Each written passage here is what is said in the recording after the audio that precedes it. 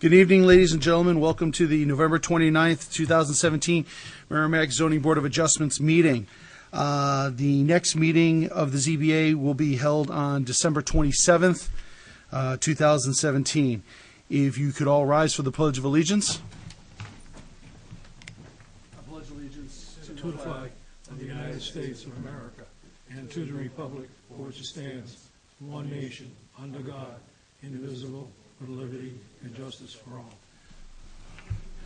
all. For anyone who plans on speaking tonight for or against a petition or on behalf of a petition, if you could please stand and raise your right hand. If you plan on doing any speaking tonight. Swear to tell the truth, the whole truth, and nothing but the truth, so help you God? All right. Can you have a seat? Rich, if you could give us the preamble, please. Absolutely. Good evening, ladies and gentlemen. For the benefit of those who have not attended these hearings, the procedure is as follows. Petitions will be heard in the order they were posted in the legal notice. However, the chairman may change the order with consent of the board to expedite the public hearing as appropriate. The board will treat all petitioners, their representatives, abutters, and other interested parties fairly and with respect. We allow each petitioner to state why his or her petition should be granted.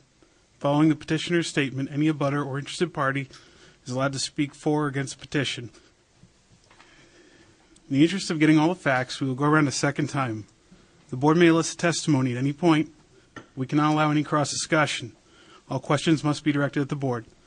Also, we ask that you do not repeat yourself or your neighbor's testimony. If you wish to just indicate concurrence, please do so. After hearing all the facts regarding a petition, the chairman will close the public hearing, and the board will deliberate and vote on the petition before moving to the next petition. You may expect fairness and impartiality by this board. The zoning board is empowered to legalize the breaking of the town zoning ordinance, and this is not done lightly. State law and local ordinance set out the criteria that must be met in order for this board to grant your petition.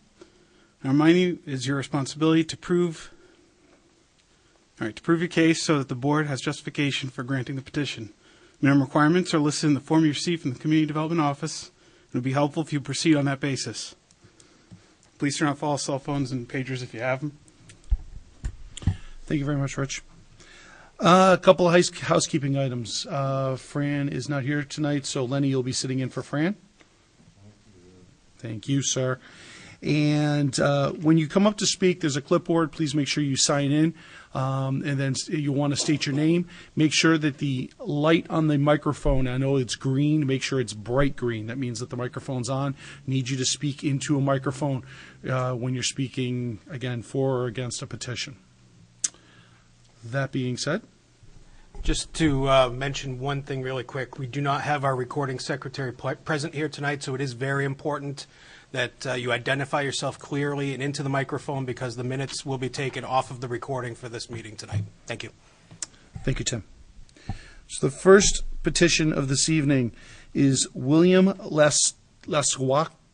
Lastoka, thank you, and Land of Goshen LLC, variance under section 3.08.9 of the zoning ordinance to permit the existing improvements, barn, shed, home, etc., to remain within a 100-foot landscape buffer proposed as part of a cluster subdivision.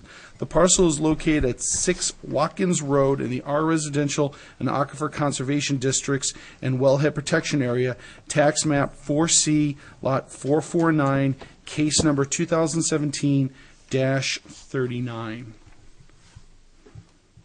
Good evening. I'm attorney Greg Michael. I'm here on behalf of the applicant in this particular case, along with Chad Brannon, and his firm prepared the plans that we're looking at and that have been filed with the board.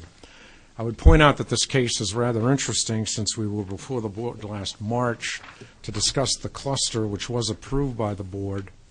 And at that time, all of the improvements that are on, I'll use the word Lot 1. Let me show you that. Lot 1, which is the lot up here in the corner, were on the plan. And no one really got into it as an issue. They're already in place. They were there. The lot is a conforming size in accordance with any of the regulatory scheme that we've got going in Merrimack. And in point of fact, it really wasn't brought to anyone's attention. Our feeling was at that time that these were in place, in effect, grandfathered structures on this parcel that we brought before the board. Upon further review, the community development people felt that it was kind of a gray area, that now that this was approved for a cluster, that the 100-foot buffer should be applied to the parcel. And if you apply the 100-foot buffer to the parcel, the barn that's been on the building for many, many years would technically violate that buffer. The corner of the house, it's about 80 some odd feet away. There's a slight encroachment into what would be the buffer, as well as part of the septic system on the ground. The shed is not a problem. I know that's referenced in the staff report, but the shed I don't believe is outside, or I would say beyond the buffer zone that we're talking about. So to be on the safe side, it was recommended, and we have no particular problem with it, coming back to the board to discuss this issue with you. We didn't hide the ball. It was on the plan. Everybody saw it at the time of the March meeting. But again, not a lot of thought was given because they were existing structures and they are in place. I would point out that this lot is an interesting lot from a configuration standpoint. I'm sure I'll discuss it a bit further as we proceed. Moving right along, again, on that lot, it's a single-family residential dwelling with the barn. It's been there for many, many years. There's higher elevations to the rear that kind of buffer the barn in and of itself without the 100-foot buffering that we're talking about. But be that as it may, that's what we're here for.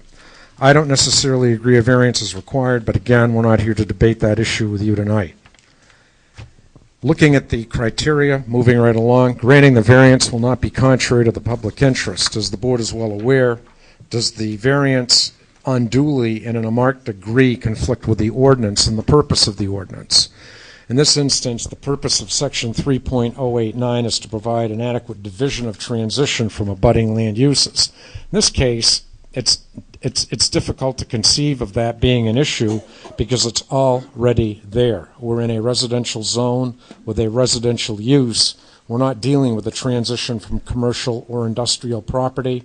We're looking at a residential dwelling that's been there many years. I believe the intent of the buffer regulation relates to the new houses.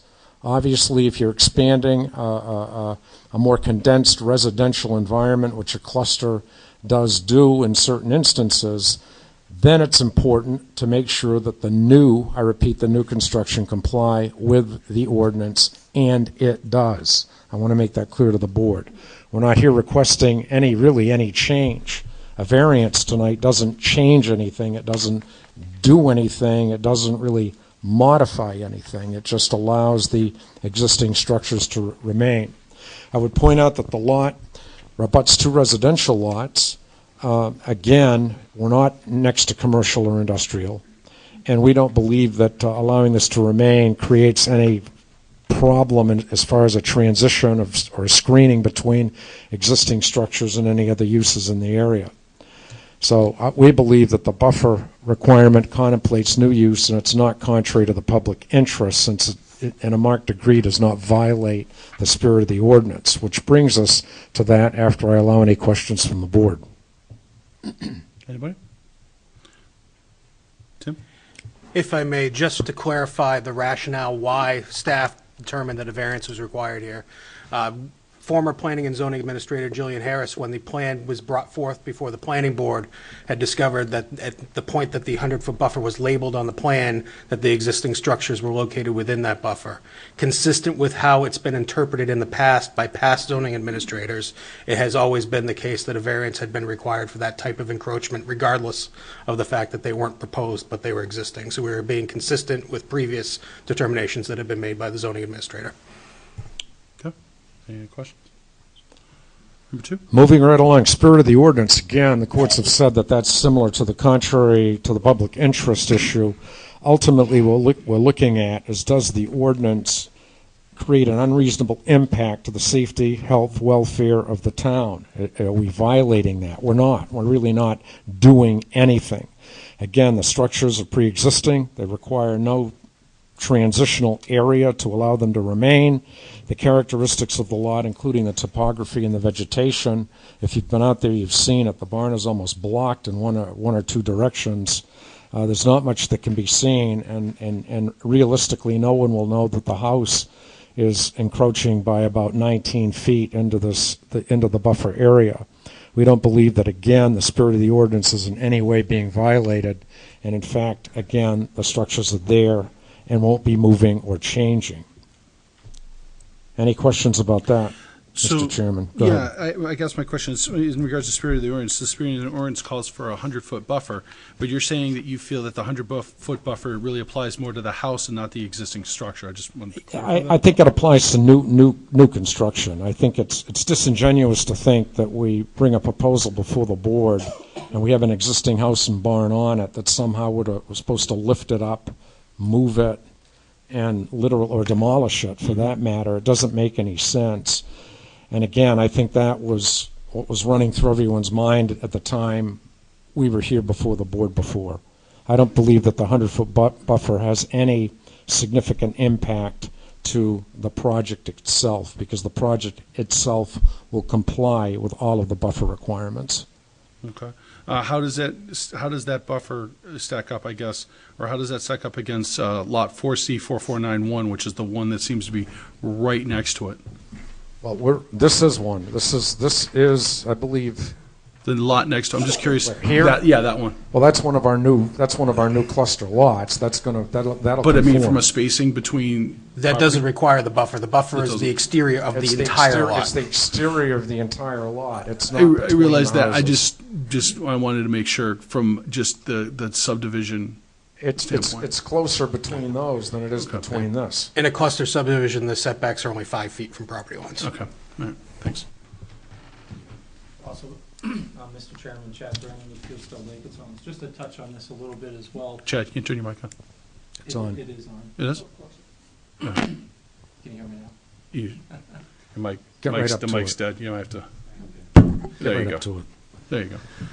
So just to speak to this point as well, it's important to understand that this property abuts a cluster development to the north, the area that we're talking about from the buffer area. So there is an existing cluster development to the north. And so when you're talking about the spirit and intent of the ordinance, the intent, in my opinion, would be to provide a buffer between different uses. But if you have a conservation area that abuts to the north, then there really is no transitional area. I just thought that would be an important point to bring up. Thank you. All right. Number 3. Substantial justice. Again, I've already hinted at it.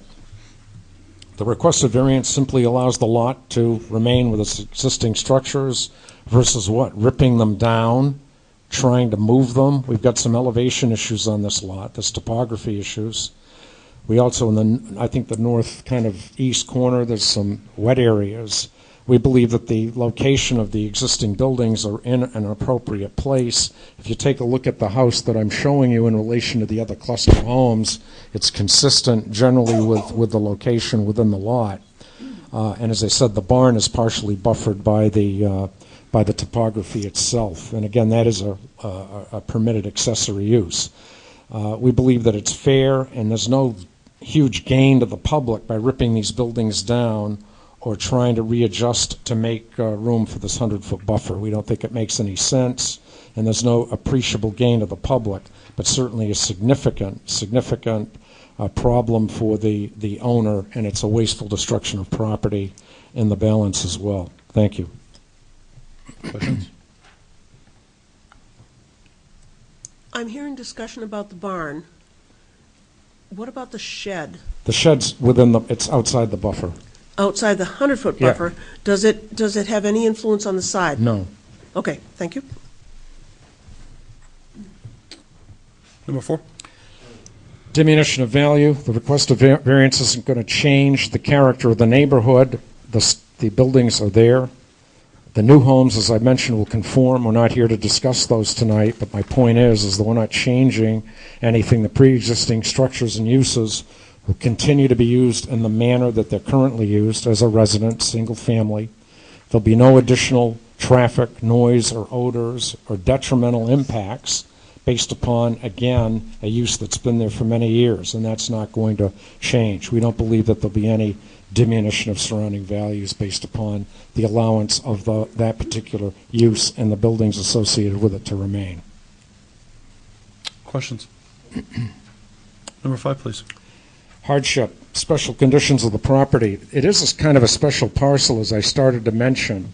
If you take a look at it, it's the shape, the wetlands to the northeast, the topography, the orientation of the pre-existing structures are consistent with the topography on the lot. Therefore, it clearly is a hardship to suggest that, number one, we move the existing dwellings, the dwelling or the barn, that we rip them down. It's a clear case of where, again, this particular parcel with this particular use on it right now is unique. It is a interesting situation because the cluster has been approved, and we believe that in relation to the hardship criteria, that the use is reasonable since the structures are going to be used for their zoned for purpose. We don't think there's anything about it that would suggest that it's not a hardship to the owner if we were forced to remove the house or relocate the barn or the house to make the 100-foot buffer a reality, which may be very difficult, if not impossible. Okay. Number 2. You did not. Okay, I'm sorry. I mentioned that for you. I'm sorry. Apologize, Mr. It is a reasonable use. It's the zone for use, the existing zone for use, which will continue, Mr. Chairman. Thank you. Any other questions? Just a procedural clarification for the board. This has not yet been approved by the planning board. The variance to allow for cluster was approved by this board back in March.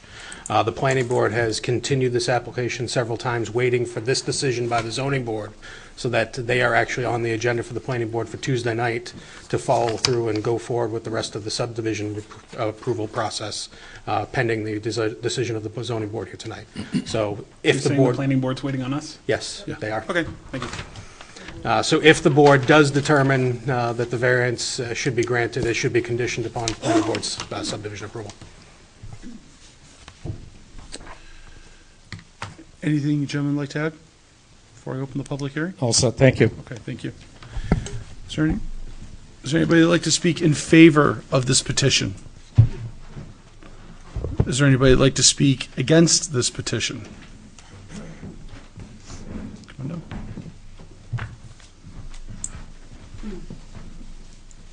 You just sign in and state your name.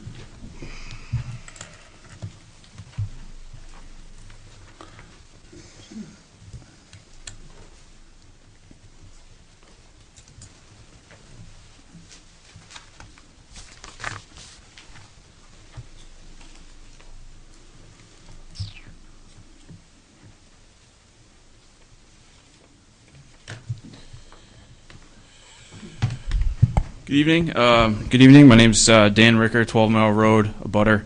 So I've prepared a statement to kind of, get all my thoughts together, and also a few comments about some of the sections that the applicant just read. So if you just give me a few minutes to just kind of read through it. I'm not going to read the whole thing. I'm just going to pull out the bullets. But By all means. yep. So. I'll just give you a little bit of history about this. So this parcel land's it's actually 23.9 acres. Prior to the proposal for the cluster subdevelopment, this parcel had an established single-family home, which is obviously seen up there. The single-family home had the appropriate setbacks, obviously required for a single-family residence in conjunction with surrounding abutters located in an R1 zoning area. Once this parcel was purchased and repurposed for a cluster subdevelopment, the requirement from the zoning ordinance changed. I mean, that's why we're here, talking about the 100-foot buffer. The owner-developer of this parcel should be required to abide by the rules and regulations set forth by the Town Merrimack Zoning Ordinance and Building Code 3.08 of a cluster subdevelopment. I believe there's a real opportunity here for the board to set precedent, by not allowing a variance to be granted. It feels to me like once somebody purchases a property and the purpose changed from a resident to a cluster, you should abide by those rules. I mean, that's a pretty standard thing. Does anybody have any questions about that? No. I actually do. So I guess my question is, are your comments related to the cluster development as it was granted in March, or are they related to the variance of the 100-foot setback regarding for the barn? I'm just trying to figure out, are you talking about the barn, or are you talking about the point I'm trying to make is originally this was a 23.9 acre. Originally this was a 23.9 acre parcel of land with a single family home, right? All the setbacks were correct. Everything was fine. You buy it and you're going to change it to a cluster subdevelopment. You need to abide by those rules, and the 100-foot buffer is a clear set of rules. And it's not my responsibility to fix my plans so that works. That's the landowner. That's their responsibility. They need to work within a set guideline. And I think that, and basically the point I'm trying to make is, it seems like they're asking for forgiveness before permission, right? They bought the land, not really sure if it would fit or not. Once everything started to get shaken out, they'll realize, oh, there's a 100-foot buffer in there. Now it's time to come to the board and ask for forgiveness, right? Interpretation, yep. That's the way I feel. Because if you're a professional company, you have the land plans, you have everything, you should do your due diligence and realize that those things are going to happen. That's just the way I feel about that. Where's your home in relation to the, just on the, It's not on that map. okay, all right. It's down Merrill Road, which is the next road. Uh-huh. I know, okay, I know where Merrill is, yeah. Yeah. Okay. At the end of the day, it shouldn't really make a difference where my house is. No. Because- I'm just curious I was just curious from just a location standpoint. That's Oh, all. yeah. I understand where you're coming from. I drive by that location every day, and I see that barn every day. Mm-hmm. And some of the criteria that Attorney Gregg was talking about, being the topography and the screening of that. I mean, if you drive down Merrill Road and you look to your left, you see the barn. Yeah. It's there. It's not hard. I mean, it's right there. And if we're talking about a vegetative screen, I mean, it's only there for 4 or 5 months a year, and then you see it. So I personally think that there's a real opportunity, and I always said this a couple times, to just show that, if you're going to do business in Merrimack, if you're going to do a cluster subdevelopment in Merrimack, you should work within the rules and guidelines. So, I mean, that's basically, my position on that.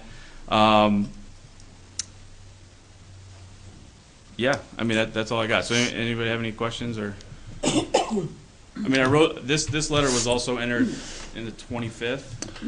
I think I remember reading it in, to Okay, be so honest it's the with same. you. It's the same material. I don't think I need to reread it, but No. I just wanted to bring up just a couple of those points because, I mean, I don't know. This is a big property. It's a big development.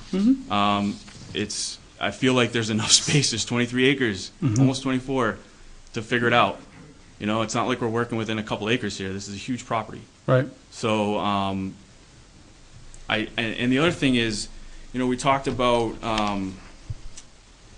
surrounding properties will be diminished. I mean, one of the reasons why I bought a residence in Merrill was for the aesthetics and for the space that I have in a cluster subdevelopment. So I'm not against them, but if you're gonna take that 100-foot buffer away from that part of my development, then part of the reason why I moved in there is gone. Right. So, I mean, he might not think that anyone cares, but I do. So, just devil's advocate, I mean, if the variance isn't granted, I'm sorry. If Yeah. for whatever reason the variance isn't granted, and they're going to have to, if they would still want to put a cluster there, they'd have to redesign it. So They wouldn't. I don't think they'd have to redesign it. They would just have to figure out a way to get that barn out of the 100, or out that barn, I guess is the term we're using. the house and the septic Out of a 100-foot.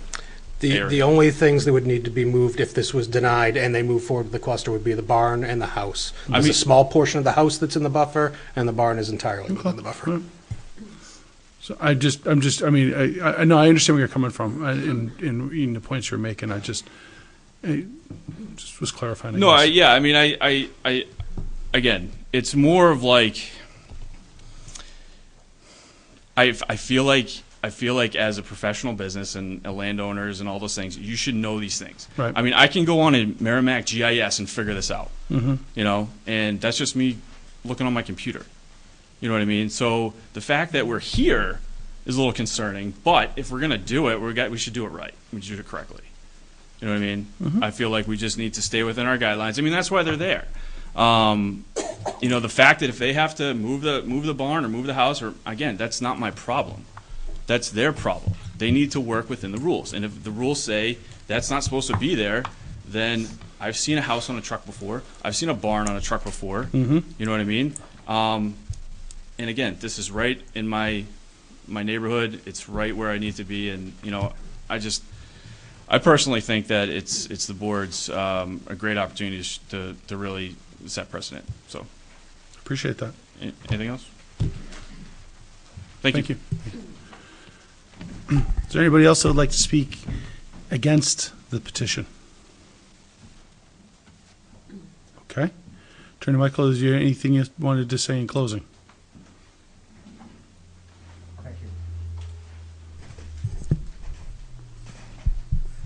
The reason this board exists is to provide a relief valve when the big paintbrush of zoning is layered over people's property. That's the reason you're here.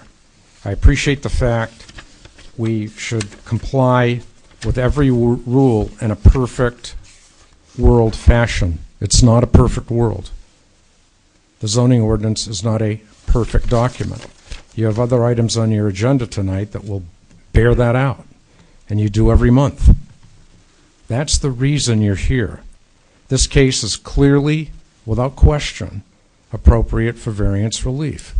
We're doing nothing. We did not hide the ball. Moving the barn and the house makes no sense. It's unfair, and quite frankly, it's not required to move ahead with this project. Thank you. Any other questions, concerns? No other comments from the public? I'm going to close the public hearing. Discussion from the board? I'll go first. I find this, although I understand Attorney Michael's conversation regarding spirit of the ordinance, I don't, to say, okay, is it only for the new development? I mean, that seems like, you know, it's just for this development, or just for this new property, not because this one's grandfather.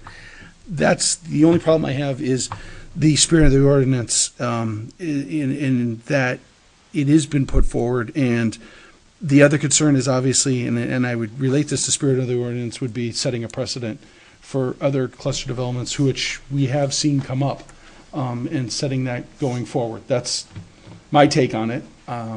Lenny? The 100-foot buffer on clusters geared when cluster is in commercial or industrial type areas, not when it's residential against residential, in this, which is this case.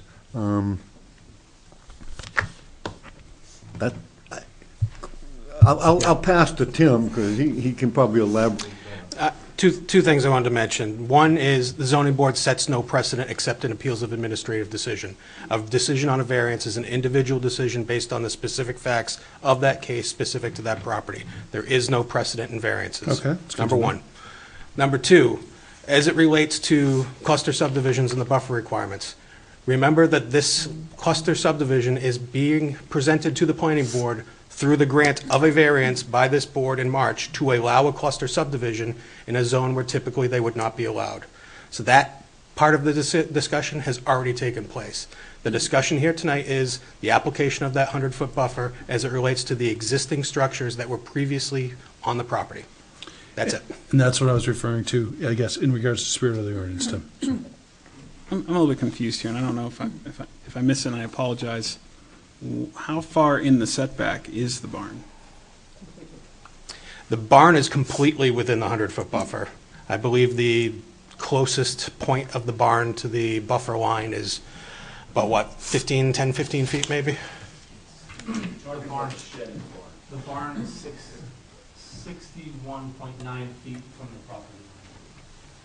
And then there's a small portion, the corner of the house that's clipped based on the configuration of that lot corner that would also be within the 100-foot buffer.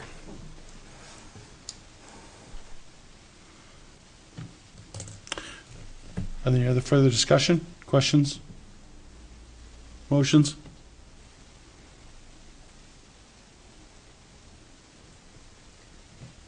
I'll move that we grant the variance. Can I move that we grant the variance under section 3.08.9 of the zoning ordinance to permit the existing improvements, barn, shed, actually barn and home, I believe, to remain within a 100-foot landscape buffer proposed as part of a cluster subdivision. Parcel is located at 6 Watkins Road in the R Residential and Aquifer Conservation Districts and Wellhead Protection Area. Would you mind also conditioning that on the planning board approval as well? That's a given. Do I have a second? Second. Okay, motion made by Lynn, seconded by Lenny. All in favor to grant the petition, say aye. Aye. All opposed? Aye. Aye. Abstain? 3, 2, 0. Variance carries.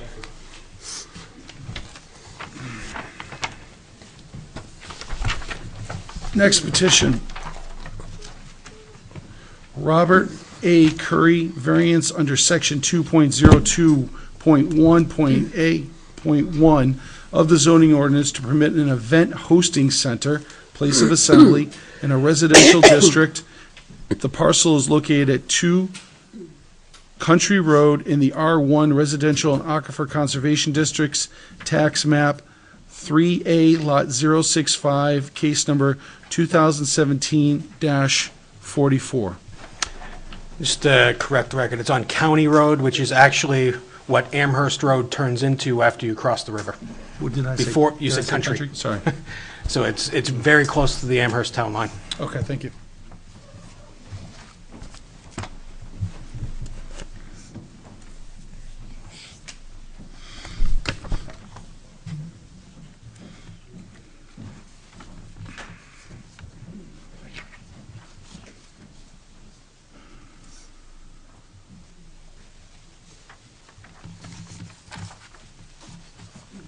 Now I'm signed in. Good evening, folks.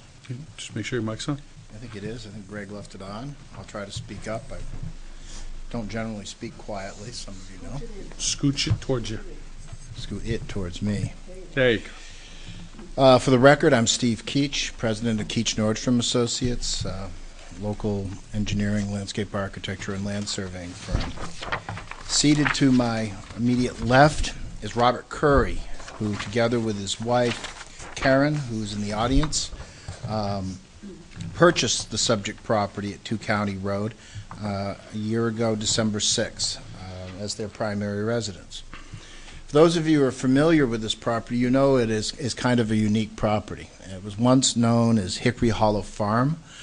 Got a antique colonial on it. It was built in 1746, where the Currys primarily reside.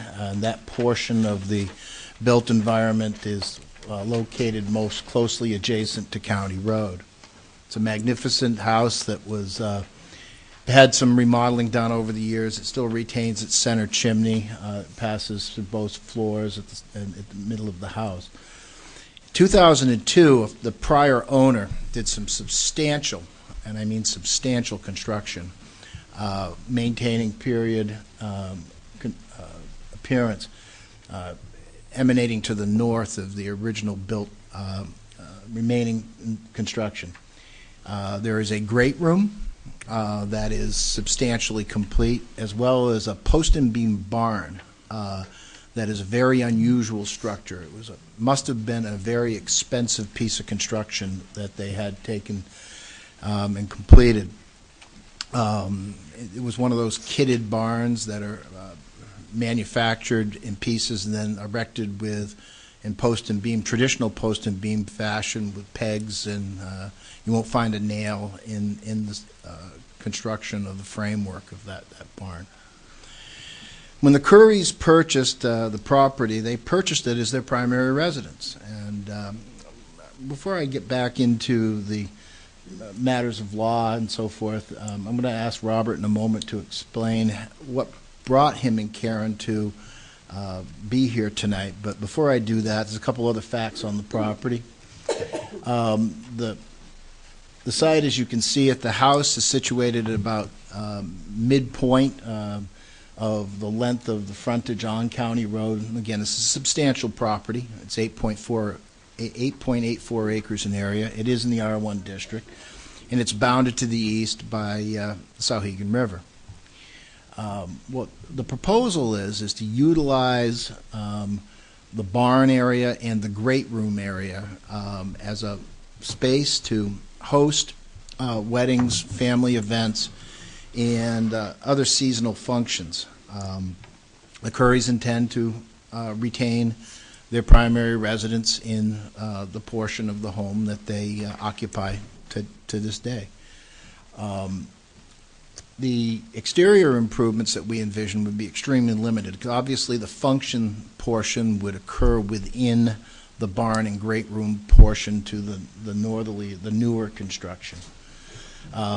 In order to accommodate folks coming and going, we're envisioning that if this project makes it to the site plan review stage at the planning board, we'll be required to build a compliant driveway, widen it to 24 feet to allow for two-way traffic, build a couple of paved parking spaces to accommodate ADA compliance immediately to the entrance to the building. But other than that, we don't see a lot of hardscape improvements around the perimeter of the building or for the site itself, for that matter. As you'll see on the drawing that was attached to the application, to the southwest corner of the barn, there's a flat lawn area. The Currys anticipate doing some sort of a patio there. We haven't designed anything specific. It wouldn't be a wooden deck or anything, but it would be like a bluestone patio or slate patio or something like that. Thought process being that's one of the most attractive portions of the property as you look to the west and southwest. It would be a great place to have wedding photographs taken for people who may be having their wedding at the facility.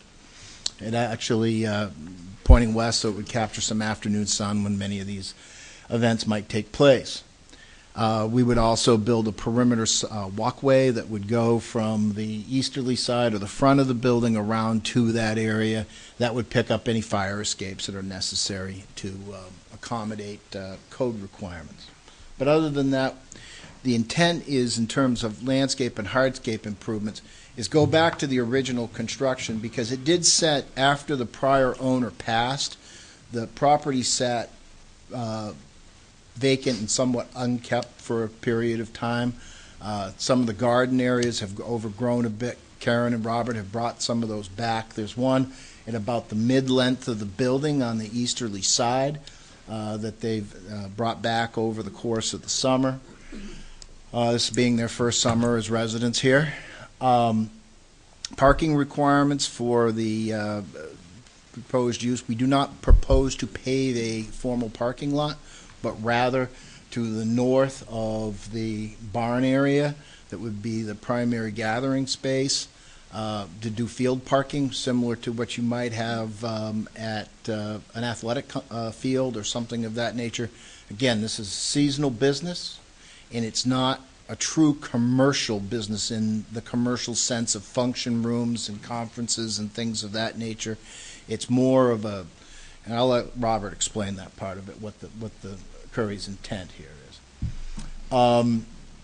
But the other improvements that would occur, before I met the Currys, they met with Captain Manueli at the fire department.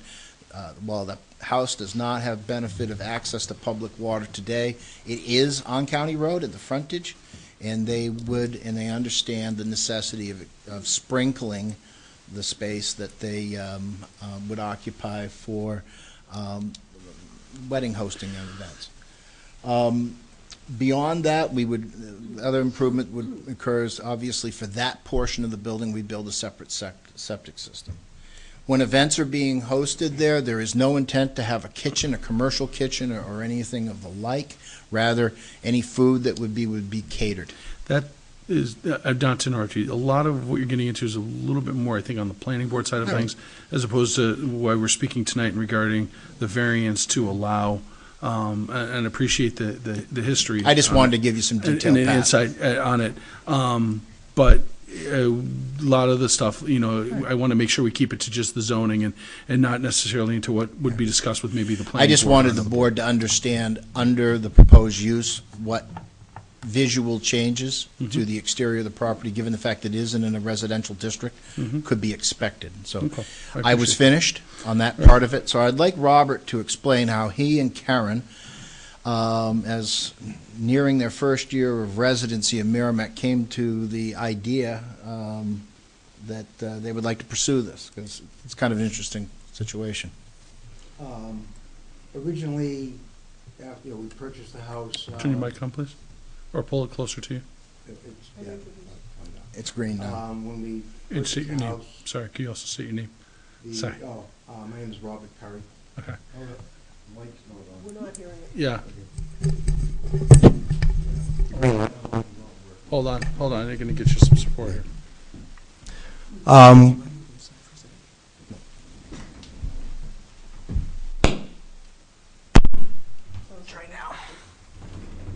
We on? Yep, okay. Thank you. Upon purchasing the property, the beginning of December, a year ago, it was just prior to Christmas time, the holidays, and we had a lot of visitors, people, friends and relatives curious, to see the property we bought. And people were amazed upon visiting at the post and beam barn, and just practically everyone that came to the property said, you people should be having weddings here. If not weddings, some kind of gatherings of some sort. It's just a shame that other people couldn't benefit from the beauty of the property and the barn itself and the great room in terms of how it would be conducive to having gatherings. And then we actually had a visit from a person who was very close to the former owner.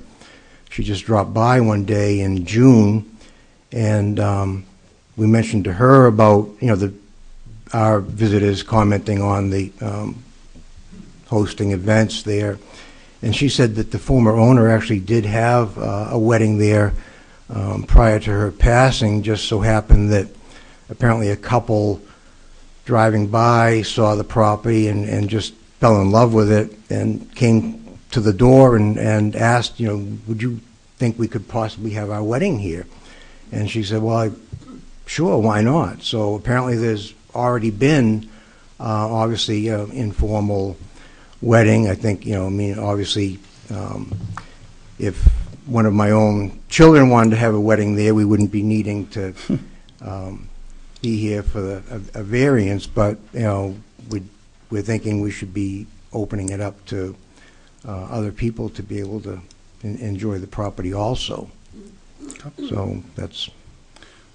And I think one of the things that Robert kind of underscored there was the intent is kind of a casual use. This is not a 5-day or a 7-day-a-week, 365-day-a-year use that they're contemplating. It's something of a modest scale. I had suggested at the time we put the application, somebody's going to want to know a number, and we put 150. That might be a reach, but in terms of what they would actually do, but in terms of guests that would be there at any given point in time. Obviously, as this application, as with any zoning application, we submitted an appendix to the application as Exhibit A that covers the 5 points of law.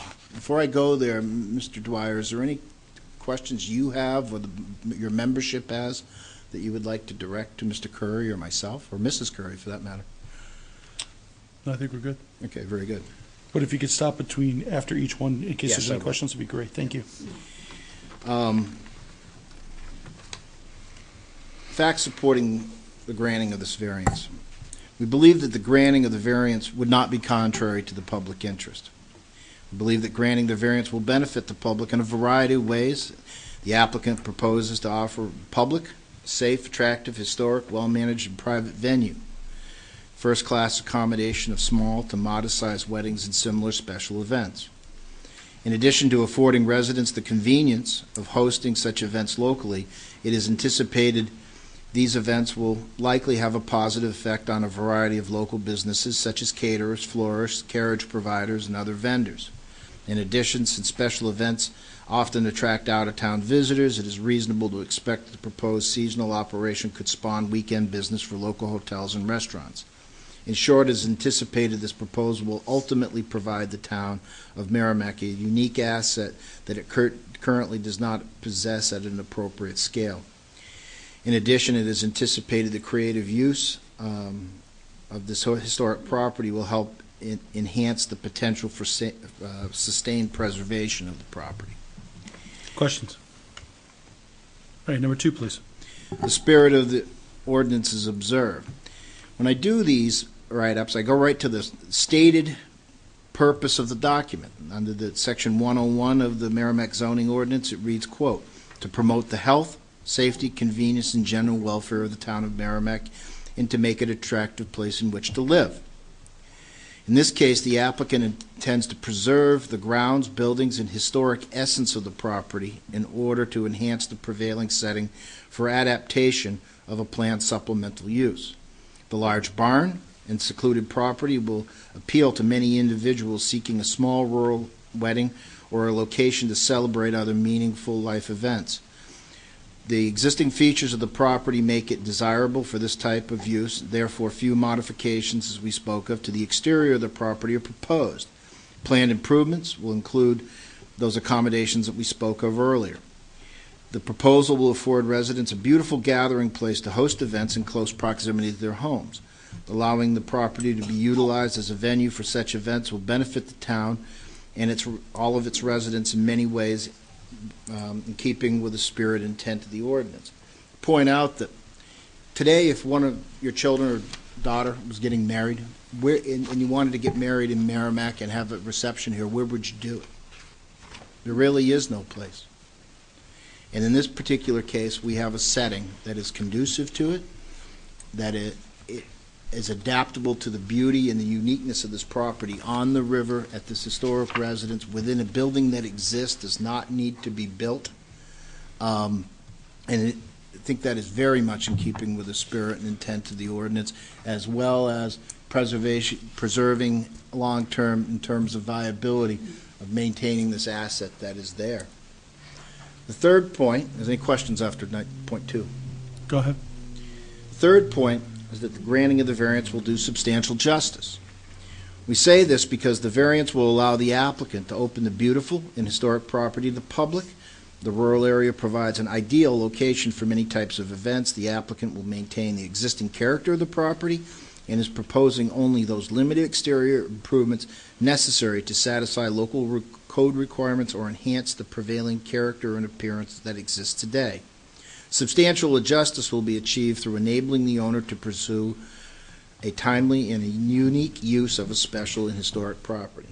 Again, we see all over New England, pick up Yankee Magazine, Vermont Life, the local newspaper, the adaptive reuse of these types of properties for exactly this types of thing. It becomes a very attractive and use. People travel to our area for this type of situation, and we like to think that that would create some substantial justice and some good for a lot of folks. Any questions? Fourth point, for the following reasons, the value of the surrounding properties will not be diminished. In order to properly address this criterion, the applicant obtained a qualified professional opinion from Randy Turmel, principal of Keller Williams Realty. That was attached to the package. A full copy of Mr. Turmel's opinion is provided and is an integral part of this Exhibit A. As stated by Mr. Turmel, it is my opinion that the variance as requested by Robert A. Curry will not diminish property values of any abutting or nearby properties. That is, again, the opinion of a licensed real estate broker. Any questions? Number 5. Unnecessary hardship. Obviously, there's two portions of this. We're going to rely on the A portion, which is owing to special conditions of the property that distinguish it from other properties in the area, denial of the variance would result in unnecessary hardship. We say this because no fair and substantial relationship exists between the general purpose of the ordinance provision and specific application of that provision to this particular property, because the generous size and rural setting of the lot in relation to its surrounding properties, combined with the presence of a 1746 vintage home and newer additions consistent vernacular, combined to make the site an ideal location for hosting small to modest-sized weddings and similar special events on a seasonal basis. The applicant intends to preserve and enhance these unique aspects of the property for adaptation and accommodation of this planned supplemental use. And secondly, the proposed use is a reasonable one. The applicant wishes to preserve, enhance, and ultimately share this historic property in its unique setting with the community by providing a safe and attractive location for the public to gather and celebrate special occasions of limited size and scale. The intent is to preserve the rural essence of the property and offer a unique asset to the town that will benefit the public at large. With that, Mr. Chairman, I concluded this portion of the presentation. Thank you. Questions? Okay. I'm going to open up the public hearing. Is there anybody that would like to speak in favor of this petition? Is there anybody that would like to speak? I'm sorry. Sorry. Is there anybody that'd like to speak against this petition? Could you please come on down and just, gentlemen, could I have a seat in the audience? If you could sign in and then state your name for the record, please.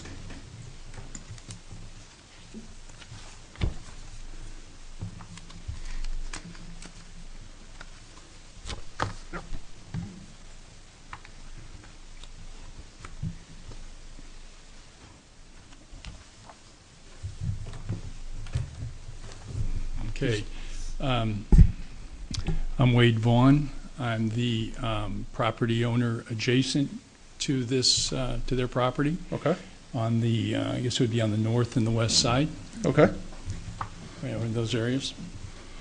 I'll go ahead and respond to each one of the 5 sections. By all And means. stop at each one for you to ask questions. Okay. Okay. Starting with the first one, granting the variance would not be contrary to public interest. I believe granting the variance would be contrary to public interest.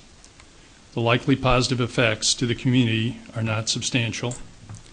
The likely benefit to the town would not be a direct benefit to the immediate area, and not specifically to the abutter's property with their proximity to this venue.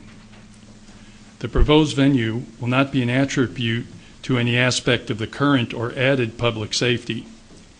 Elements of the venue including additional outside traffic, noise, and associated with the participants, including service staff for the potential catering, and additional potential exposure with alcohol consumption while traveling to and from this venue. The area is a long-standing residential area with contrary facilities that impose commercial characteristics and exposures. This action would establish a precedent for future commercial establishments seated within this community. Holding events during the summer, when extensive outside use of the abutters' properties would create exposure to noise, traffic, and unintended consequences, this would be a detractant and change the real atmosphere established by the code. The added commercial service traffic to support events from vendors and labor services are contrary to the public interest. Okay. Questions, comments? No? Keep going. The spirit of the ordinance is observed because I believe the spirit of the ordinance would not be observed. The proposal is in direct conflict with the spirit of the ordinance as follows.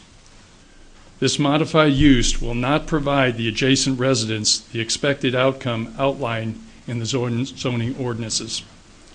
The additional traffic, noise, and safety exposures will not provide or preserve the existing condition at the party venue or the abutters properties.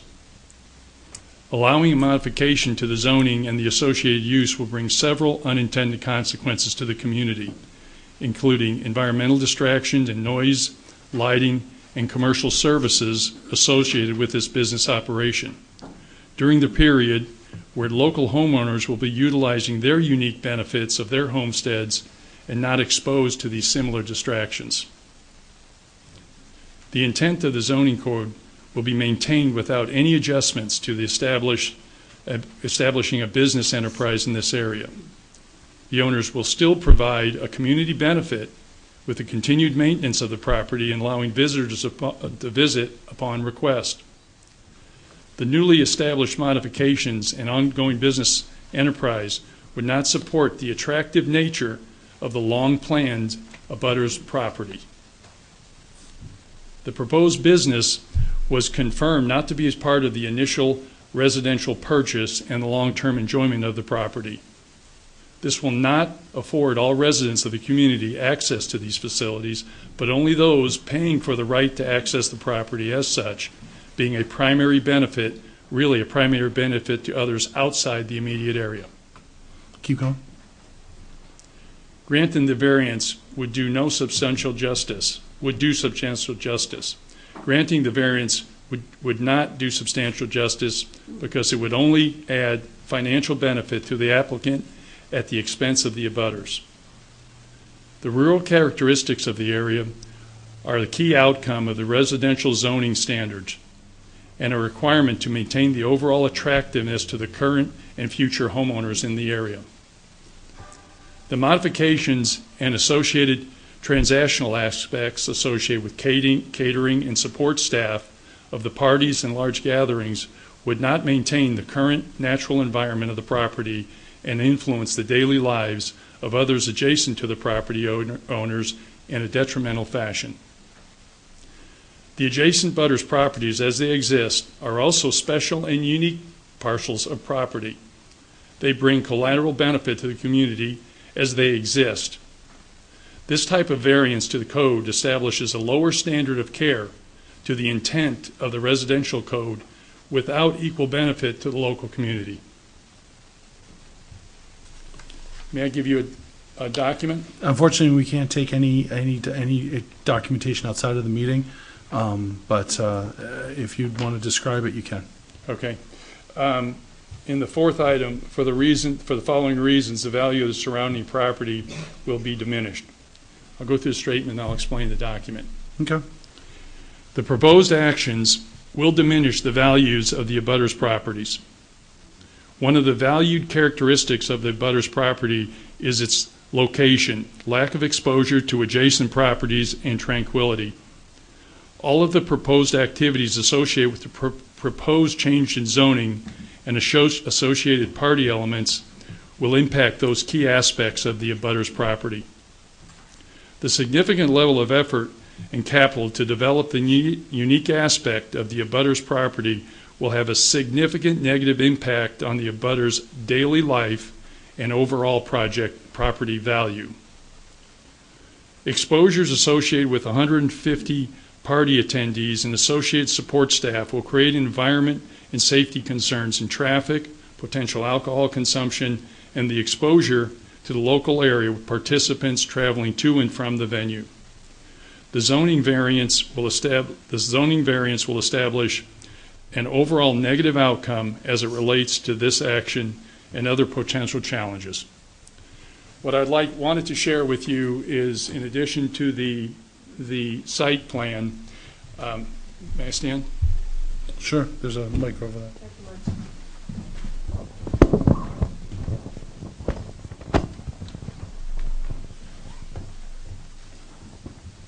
What I intended to show you was that what is not clear in this drawing as well is the my proposed home that's currently just finishing design would be right in this area. It's about 200-foot lot width here. The home would be right I want around- to speak into the mic. The home itself would be just about a 60-foot setback. It's a 200-foot wide piece of property. This would then be within about 150 feet of this proposed parking area. The proposed parking area also right now, as it's shown, there was a comment earlier about the size of that. For this 150 people at any one time. They did say that the 150 was an arbitrary number that they threw out, and Sure. I think that it's pretty safe to say, looking at that, you're not getting 150, or even if everybody partnered up, 75 cars in there to park. It's going to be a little tough, Right. to do that. Regardless, I'm not so sure that's even a zoning issue at all. Yeah. It has nothing to do with Yeah, and again, that's we're looking at just the variance to Okay. allow the place as opposed to the car. Okay. Aspect Well, of it. my point then was the close proximity to having the vehicles, whether it was for 100 people, 75 people, or potentially 150. I just use that number as it was called out in the document. Sure. How thick are the trees from your property, from where your proposed property or proposed house is going to be, and their property? On the aerial view, it looks like it's pretty extensive. No, it isn't. I actually went out there today and took some pictures of that. Okay. This is very misleading where you have shows potentially a tree line. The trees right now, I can stand right where that home would be and see through to a point where I can see this building and literally the vehicles that were parked over there today. Okay. All right. So it's not a matter of that there is a buffer. In addition to that, there is the trees that are here on my side of the property will be cleared up to the property line so I can center the home in that 200 feet that I have to work with. Okay. Just for clarification, the aerial photos that are in the packet that the board got are 2007 from our GIS. If you look at a Google image of that area, it's significantly more cleared on the abutter's property. Yeah, that's what we were looking at over here. So the point I was trying to make in that is the close proximity with these events that would happen and have vehicles coming and going, people getting in and out of their cars. Within 150, 200 feet, we'd be having at the main venue, people coming and going, meals, caterers, in the evenings cleaning up, that whole situation. On weekends, there was talked about the weekends where we had planned being outside, enjoying that venue, and having that noise in the background would be a complete detriment to our property, as well as, I believe, others around us. Okay. Number 5, the unnecessary hardship under A. There's no unnecessary hardship in denial of the request for variance. The current residents purchased the property as their primary,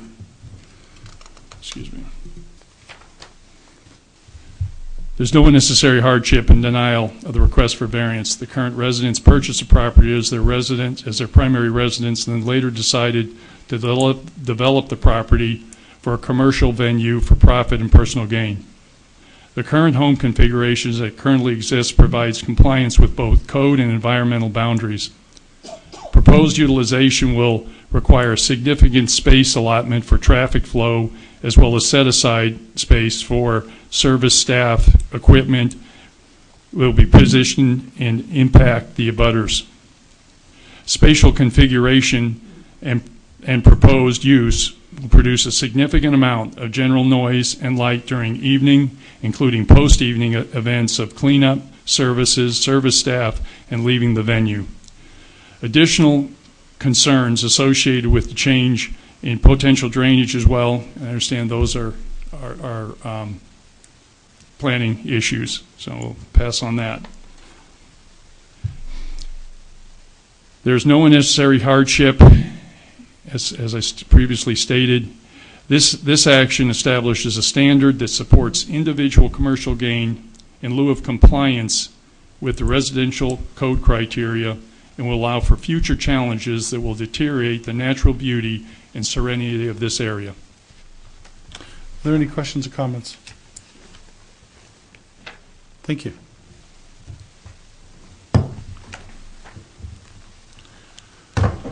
Actually, I have a question. Is this, sorry, I'm directing this. Is this similar to a home occupation type of variance?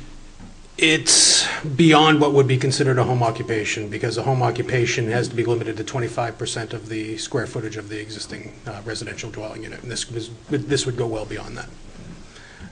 But it's, in terms of scale, I don't think calling this similar to a home occupation would be appropriate, given the type of business as a place of assembly that's completely counter to a home occupation, which is intended to be low volume, one employee with very minimal visits from the public. Is there anybody else that would, oh, I'm sorry, were you done? Is there anybody else that would like to speak against this petition? Nope.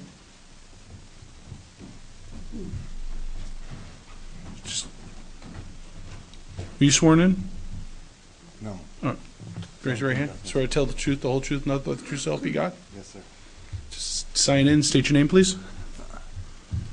Brett Vaughn, 123 Wilson Hill Road. Okay.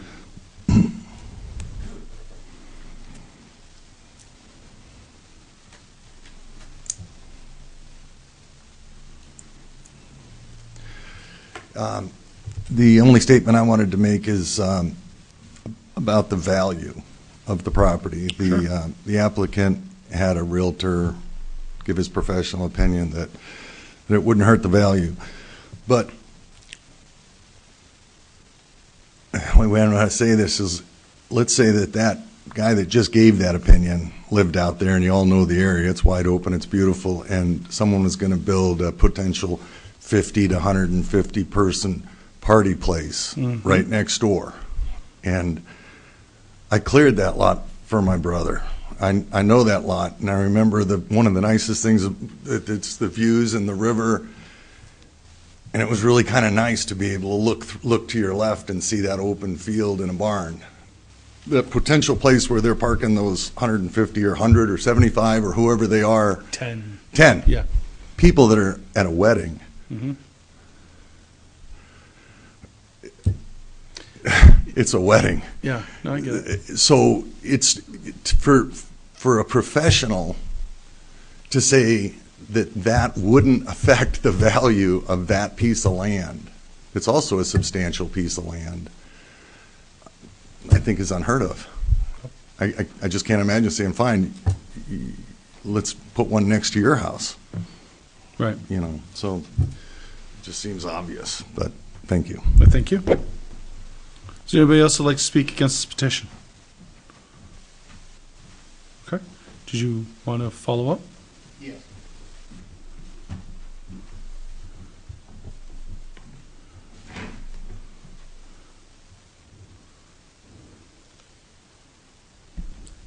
We listened to Wade Vaughn's remarks regarding the 5 criteria. And there seems to be a fundamental misunderstanding about the size, scale, and intensity of the proposed use as it relates to the property. During much of his testimony, he used the words party, alcohol. He's trying to paint a picture that is completely contrary to my client's intent. I think when you listen to Mr. Curry's remarks, I think it was pretty clear what the size, scale, and composition of the proposed use is going to be. I'll leave that to you. Okay. To the extent that we deal with the question of diminution of property values, that's an important one. That may be the largest criteria to consider in an objective contemplation of this application. It is a non-residential supplementary use in a residential area. That's true. That said, it's precisely why we went and got a professional opinion. Your board is a quasi-judicial one by its very composition and purpose. A basic rule of law in the state of New Hampshire is only a professional can refute a professional opinion in a judicial setting. I'm not aware that either of the gentlemen that spoke tonight hold the same credentials as Mr. Turmel, and I'd like the record to show that. Are you a broker, sir? First of all, all questions, all comments are going to be directed directly to the board, not to each other. So noted. The matter of the Wade Vaughn property that butts this to the north and to the west is a prospective home. It is not a constructed home. Okay? The clearing that your community development director spoke of that has diminished the buffer that may have existed is not on my client's property. It's clearing he did on his own property. Now, I also point out any thoughts that may have occurred today. What is today? It's November 29th. Leaves have fallen. And we talked about the nature of the business, seasonal business. I don't imagine, given the weather conditions and an unheated barn, that you'd be holding too many functions there in November after the leaves have fallen. I think you can figure that part out. It was interesting to hear that the property to the north is going to be a home for the gentleman who owns it. The lot is presently for sale in MLS. I think I understand whether there's a gentleman owns a home there or a prospective home. He still owns the property. To that extent, I think his remarks are appropriate. But I think to dramatize it the way that it was dramatized is a bit disingenuous. This is the listing sheet that is presently on the website, Coldwell Banker.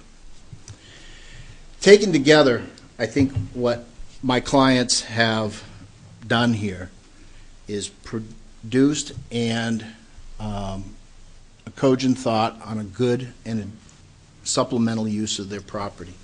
I think it will be a benefit. I think everybody can see that looking at this objectively at a proper scale and properly managed. Remember, my clients are going to continue to live here. They bought this as their personal residence. They don't desire to cause harm or create undue havoc on the neighborhood. They're looking to do something that allows them to effectively enhance and showcase this very special and unique property. Now, as we measure zoning, the speaker that was presented before me tonight, Attorney Michael, said it best, the broad brush of zoning. This is an unusual use and an unusual property, and I think I ask you, as you contemplate and deliberate this application, to keep that in mind. Thank you very much. Is there anything you want to add, Robert? I think you said all of our thoughts. Thank you. I do have a question for Actually, you, you though. have one question. Go ahead. What's the address of that lot? 2 County Road. No, the address of the one that's abutting it. It doesn't have one. It's called Lot 1 Savannah Way. Okay, thank you. Is that it, Rich? Yes, thank you. Or you can take that mic right there if you'd like. Whichever one. Yeah, it's all right. So we could go back and forth on who's elaborating or who's dramatizing. Sure. But the applicant presented a picture of a thick wooded area there, and it's not. And I know it's November, but there's literally, and I know we can't show you the picture during this time, but it's very open, and there are pine trees back there. Anybody that remembers the clearing, it's all pine trees. So even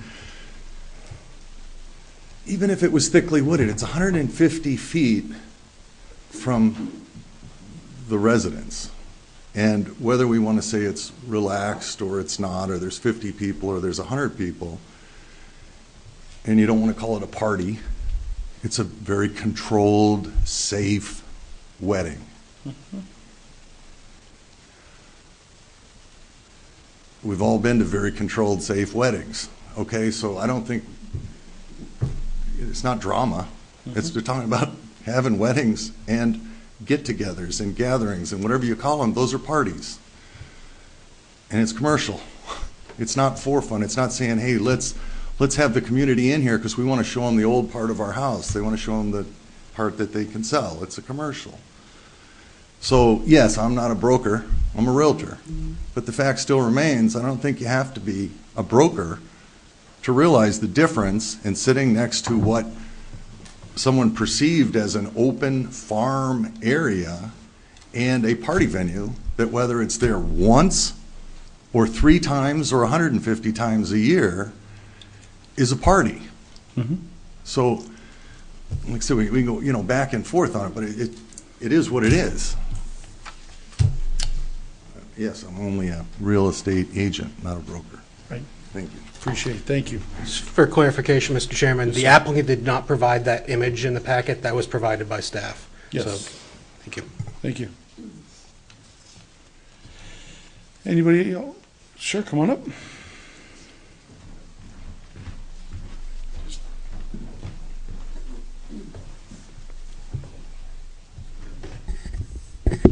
I just want to clarify. So I'm the one that wants to live there. I use the term party. We talk about multi-use gatherings, large groups of people.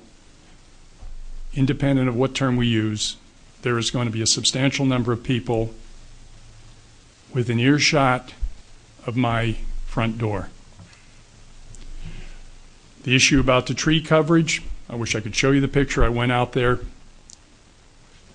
The separation is minimal, limited to no buffer. The term that everyone can see that this is the right thing to do, I don't believe that. This is a very special, I feel we have a special lot, I feel they have a special lot. There's no need to create a commercial condition there for both of us to enjoy our respective properties. How it was intended to be a residential area. That is my goal, nothing more. So we can both enjoy our properties without having a business, without creating an environment that is going to destroy each other's livelihood, value of property, or enjoyment of the area. So I'm asking you to not approve this variance for those reasons. Thank you. Thank you. Any further comments from the public? All right, I'm going to close the public hearing. Discussion items? I actually have a couple of things. So there's a clarification question for Tim. So if this variance were to pass, in order for alcohol to be served on the premises, a liquor license would need to be provided, correct? Correct. Okay. And this doesn't have to go to planning, though. Yes, it would. It would. It would absolutely require site plan approval from the planning board as well. Okay. So I guess my question to Lynn, does the planning board have control over whether or not a place can have a liquor license? No. Okay. So that's out of scope? Totally unrelated. The only concerns I have, and before you jump in, Tim, I know zoning, I know planning is traffic and all that as planning. And I also know that zoning does have some preview in there as far as volume, I believe. I think, if you can correct me if I'm wrong. I was on the road. I mean, I think putting a place, whether you're going to, my concern would be volume, which from the zoning perspective of it, and I think that has to do with safety, if I remember correctly.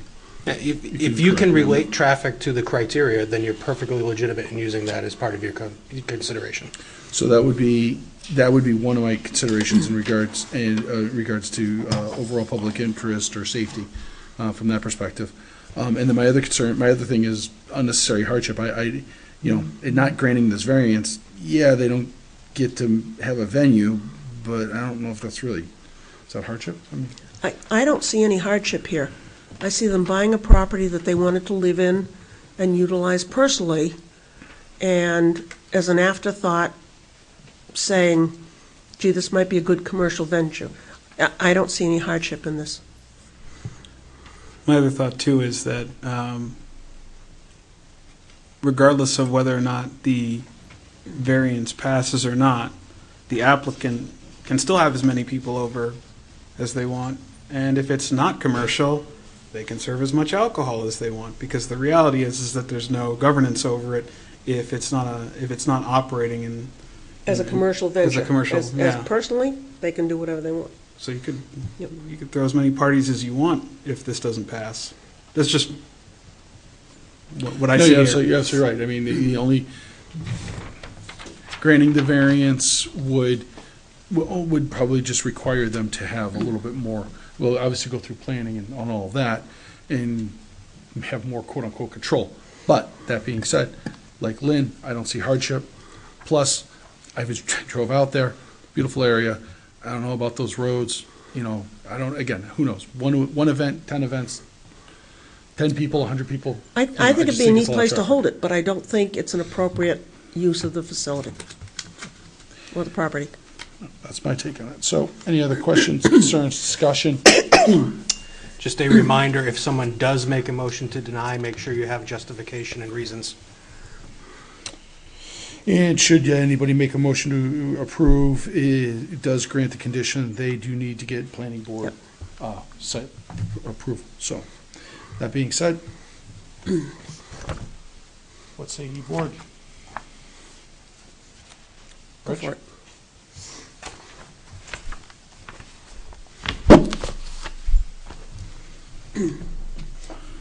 So I'm actually going to make the motion to grant Robert Curry variance under section 2.02.1A1 of the zoning ordinance to permit an event hosting center, place of assembly in a residential district. The parcel is located at 2 County Road in the R1 Residential and Aquifer Conservation Districts, tax map 3A, lot 065, case number 2017-44, with the staff recommendation that the petitioner shall obtain site approval plan from the planning board. Do we have a second? Lenny? Lynn? Nope. Tony? I'll second. Tony seconds. All in favor, say aye. Tony? All in favor? All opposed? Okay, can I have a second motion, please?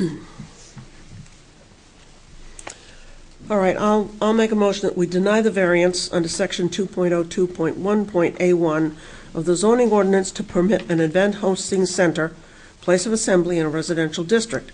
The parcel is located at 2 County Road in the R1 Residential and Aquifer Conservation Districts, based on the fact that there is no hardship presented.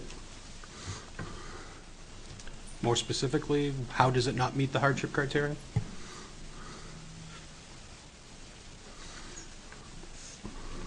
Based on how they bought the property and are currently using it, the fact that there's no need for anything else that just comes into play. Current use of Current single-family use, yep. residential.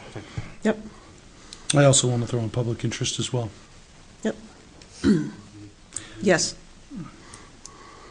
Do I have a second? All in favor of denying the petition, say aye. Aye. Opposed? Aye.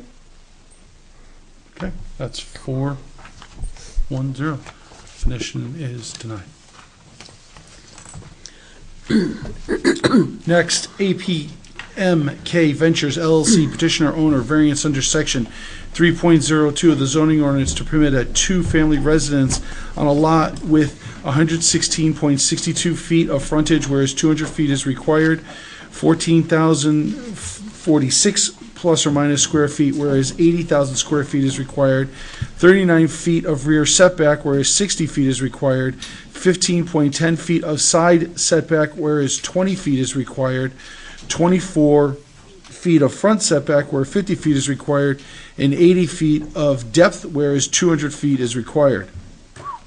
The parcel is located at 14 DW Drive in the R4 Residential and Aquifer Conservation Districts, tax map 4D-4, lot 045, case number 2017-45, 46, 47, 48, 49. For the board, we're not hearing these independently. We're voting across the board for If I can, Mr. Chairman, members of the board, there are 6 separate applications that have been combined into this one petition. The reason for that is that they all depend on each other. If any one of these 6 were to fail, the proposal as the petitioner has proposed would not be able to move forward. And at this point, I'll turn it over to our new assistant planner, Kelly, since she was the one that wrote this memo, for any further explanation regarding that. Thank you. So we will be hearing all 6 all at once, just one vote across the board. Ready? Long time no see. Yes. Hi, I'm Peter McClintock. I'm the manager of APMK Ventures. Sorry, Kelly. I'm sorry. Did you want to throw something out there real quick? Just to highlight that they're requesting multiple variances from section 3.02.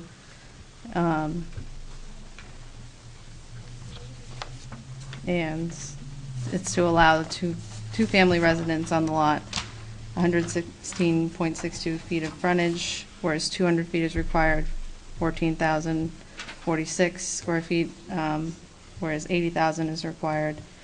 The setback of 39 feet, whereas 60 feet is required, and the setback of 15.10 feet, whereas 20 feet is required. And lastly, this front setback of 24 feet, whereas 50 feet is required, and 80 feet of depth, whereas 200 feet is required. So 6 different requests in there. And the board can consider these under all of the criteria under each will apply to all 6 cases in this particular instance. All right. Again, my name's Peter McClintock. I'm the manager of APMK Ventures. And one thing I do want to note on just looking at the background on the memo for the meeting tonight, it mentions that I was going to be raising the building to put the new building up. The building was taken down yesterday and finished today. So just if I read some of my notes and it pertains to knocking it down, it's already been knocked down. Okay.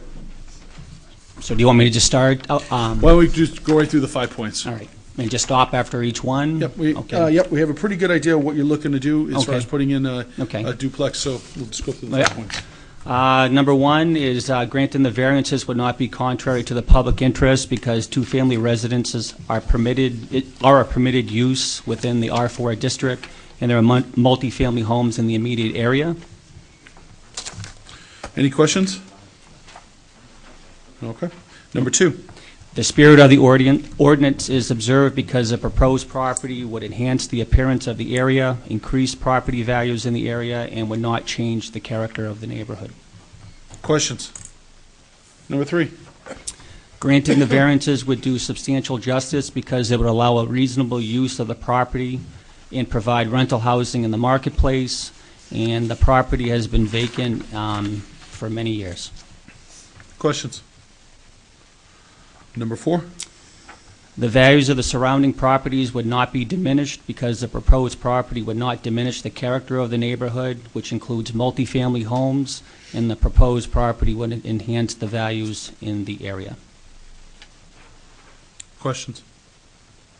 The only thing I was going to say was that there's commercial abutters, so that further proves your point. Right. There's commercial properties. It's kind of a mixed use now in that area. Close enough. Real quick question as I'm looking Sure. at the floor plan here. Well, actually, you know what? That was number 4. Why don't you do number 5? I'll ask my question after. Hold my question. All right. There's a lot there. As you know, there's 6 different points that I'm going through. So some of them are pretty simple to answer. The 116 frontage, whereas 200 feet of frontage is needed because a lot only has 116 feet of frontage. Same thing with the square footage. I'm looking for relief, 14,046 square feet, whereas 80,000 square feet is required because the lot only has 14,046 square feet.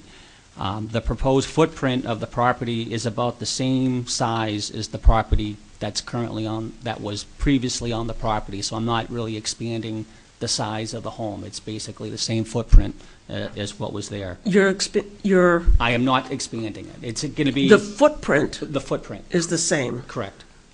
The height is different. Correct. let's see here. The 39 rear setback, whereas 60 feet is needed because the lot is only 120 feet deep, and the variance is needed to build a functional layout. In addition, I wanted to keep the home portion front setback 30 feet from the road, which would allow it to be further back from the street. The garage that was there, that has already been raised, was only 6.2 feet from the rear property line. Therefore, the 39 feet rear setback will be a big improvement. The 15.1 foot side setback on the south side, whereas 20 feet is required, because I'm limited with the wetlands on the north side of the property. The proposed south side setback is overall better than what the current property is. The 24-foot front setback, whereas 50 feet is required because adequate space was needed in the rear for parking and space to build a functional layout. The proposed setback is about 6 feet further back from the street than the current property. And then the home portion of the property will be about 30 feet, 1 inch back from the street. And then the 80 feet depth setback, where 200 feet is required because the lot is only 120 feet deep. You did the project over by the CVS, right? Correct. Okay. So that I did. I knocked down an existing property there and built the residence there. I remember you being in front of the Yep. board for that one. Actually, it looks really nice, by the way. Yeah, it came out nice. So is this kind of a similar type situation? I mean, because if I remember, that was a upstairs, downstairs unit. It's like going to this be one, the too. same type of structure, first floor, second floor. Okay. Any questions from the board? What's the square footage on the house that was existing there? Or dimensions? Let's see. I'd have to get the plan.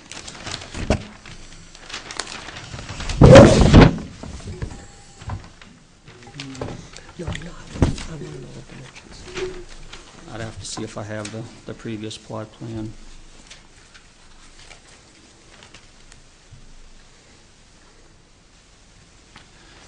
I don't have it with me. But the site plan that I did provide, it does show what the current residence was, the existing property, and then it shows the overlay of what the proposed building is.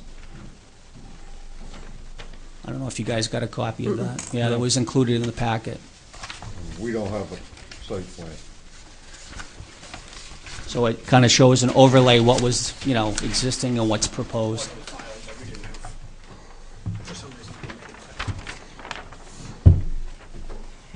28 by 44.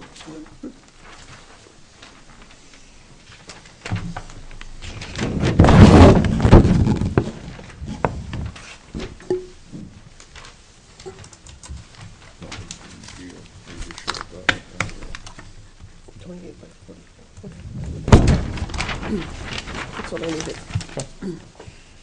Any other questions, concerns? Okay. Is there anybody that'd like to speak in favor of this petition? Come on down. Okay, raise your right hand. Swear to tell the whole truth, nothing but the truth, so help you God. All right, come on down. Just state your name and sign in.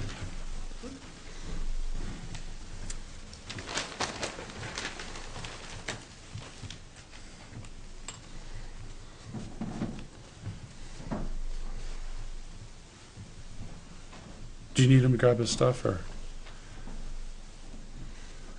That's okay. Thanks. Okay, my name is Christine Hugh. I live at 333 Daniel Webster Highway, which is, I think, the only abutter Okay. of the property. And as Peter said, that the property has been abandoned for many years. He's understating that a little bit. I've lived at this location for 13 years, and it was abandoned, at least 2 or 3 before that. So it's been 15 years. The property's, completely run down. I was very happy to see it go. Took some time off to work to watch that backhoe just dig into that house. So I'm all for this. I'm not too keen about a multifamily house since I have not had a neighbor located next to me in that time. And just knowing I have another multifamily house on the other side of me. But I'm happy to hear that the house will be, in the existing floor print, so that's not pushed back closer to my house, because my house is definitely set back from this one. And my understanding is they'll have some form of parking lot in the back, so it won't be, I won't have too much, it's distraction, I guess, with the plans that Peter has set forth. So that's just my comments. Thank I'm you all very, for it. Thank you very much. Thank you. Is there anybody else who'd like to speak in favor of this petition? Is there anybody who'd like to speak against this petition? Come on down.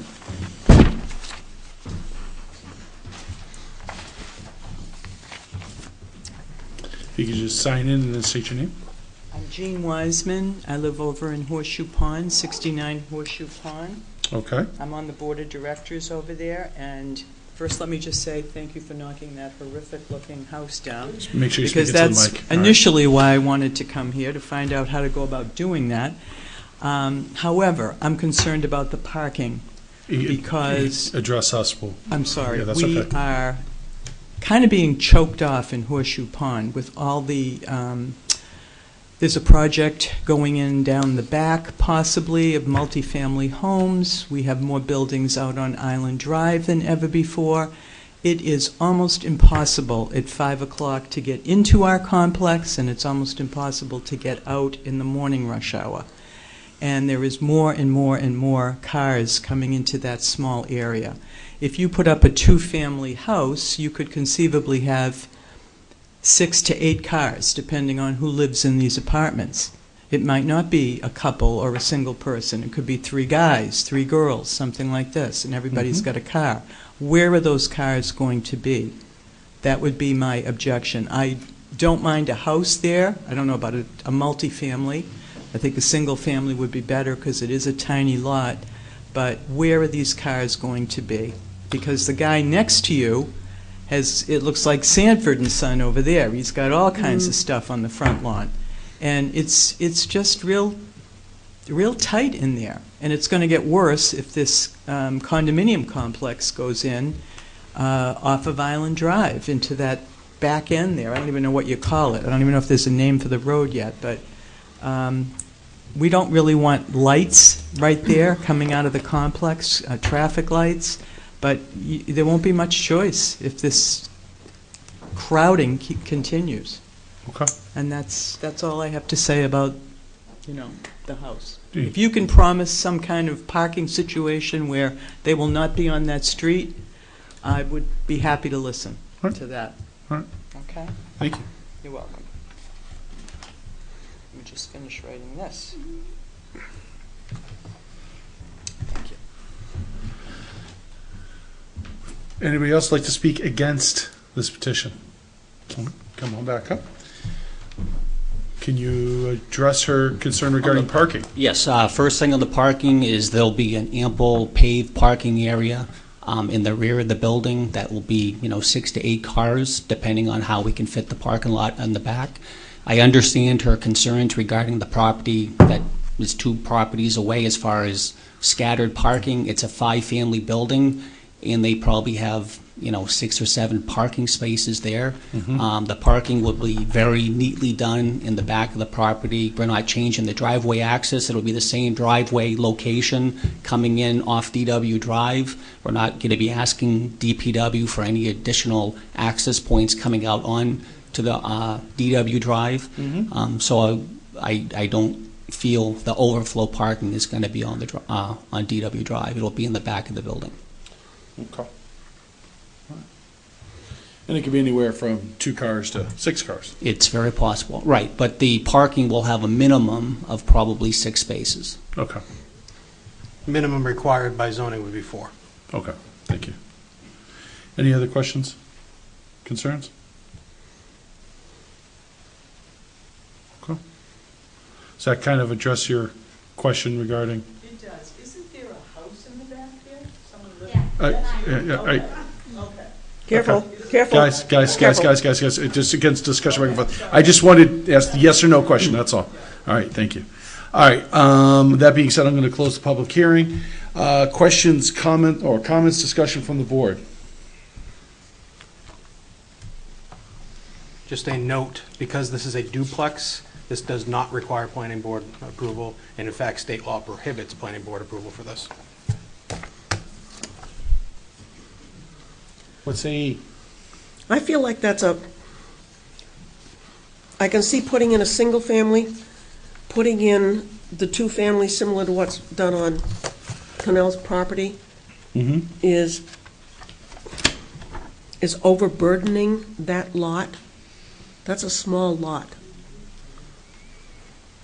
I understand the footprint is the same, but as soon as you go up 2 stories as well as everything else, I just, and again, I don't see, I can understand your point of view from hardship in that putting in a single family doesn't make sense financially, but you bought the property, or somebody bought the property with an existing single-family house, and that's what you bought. So I don't see a hardship in saying, you know, it doesn't make sense because that's how you bought it. Lenny? Questions, comments? Rich? No. Tony? No. Can I have a motion?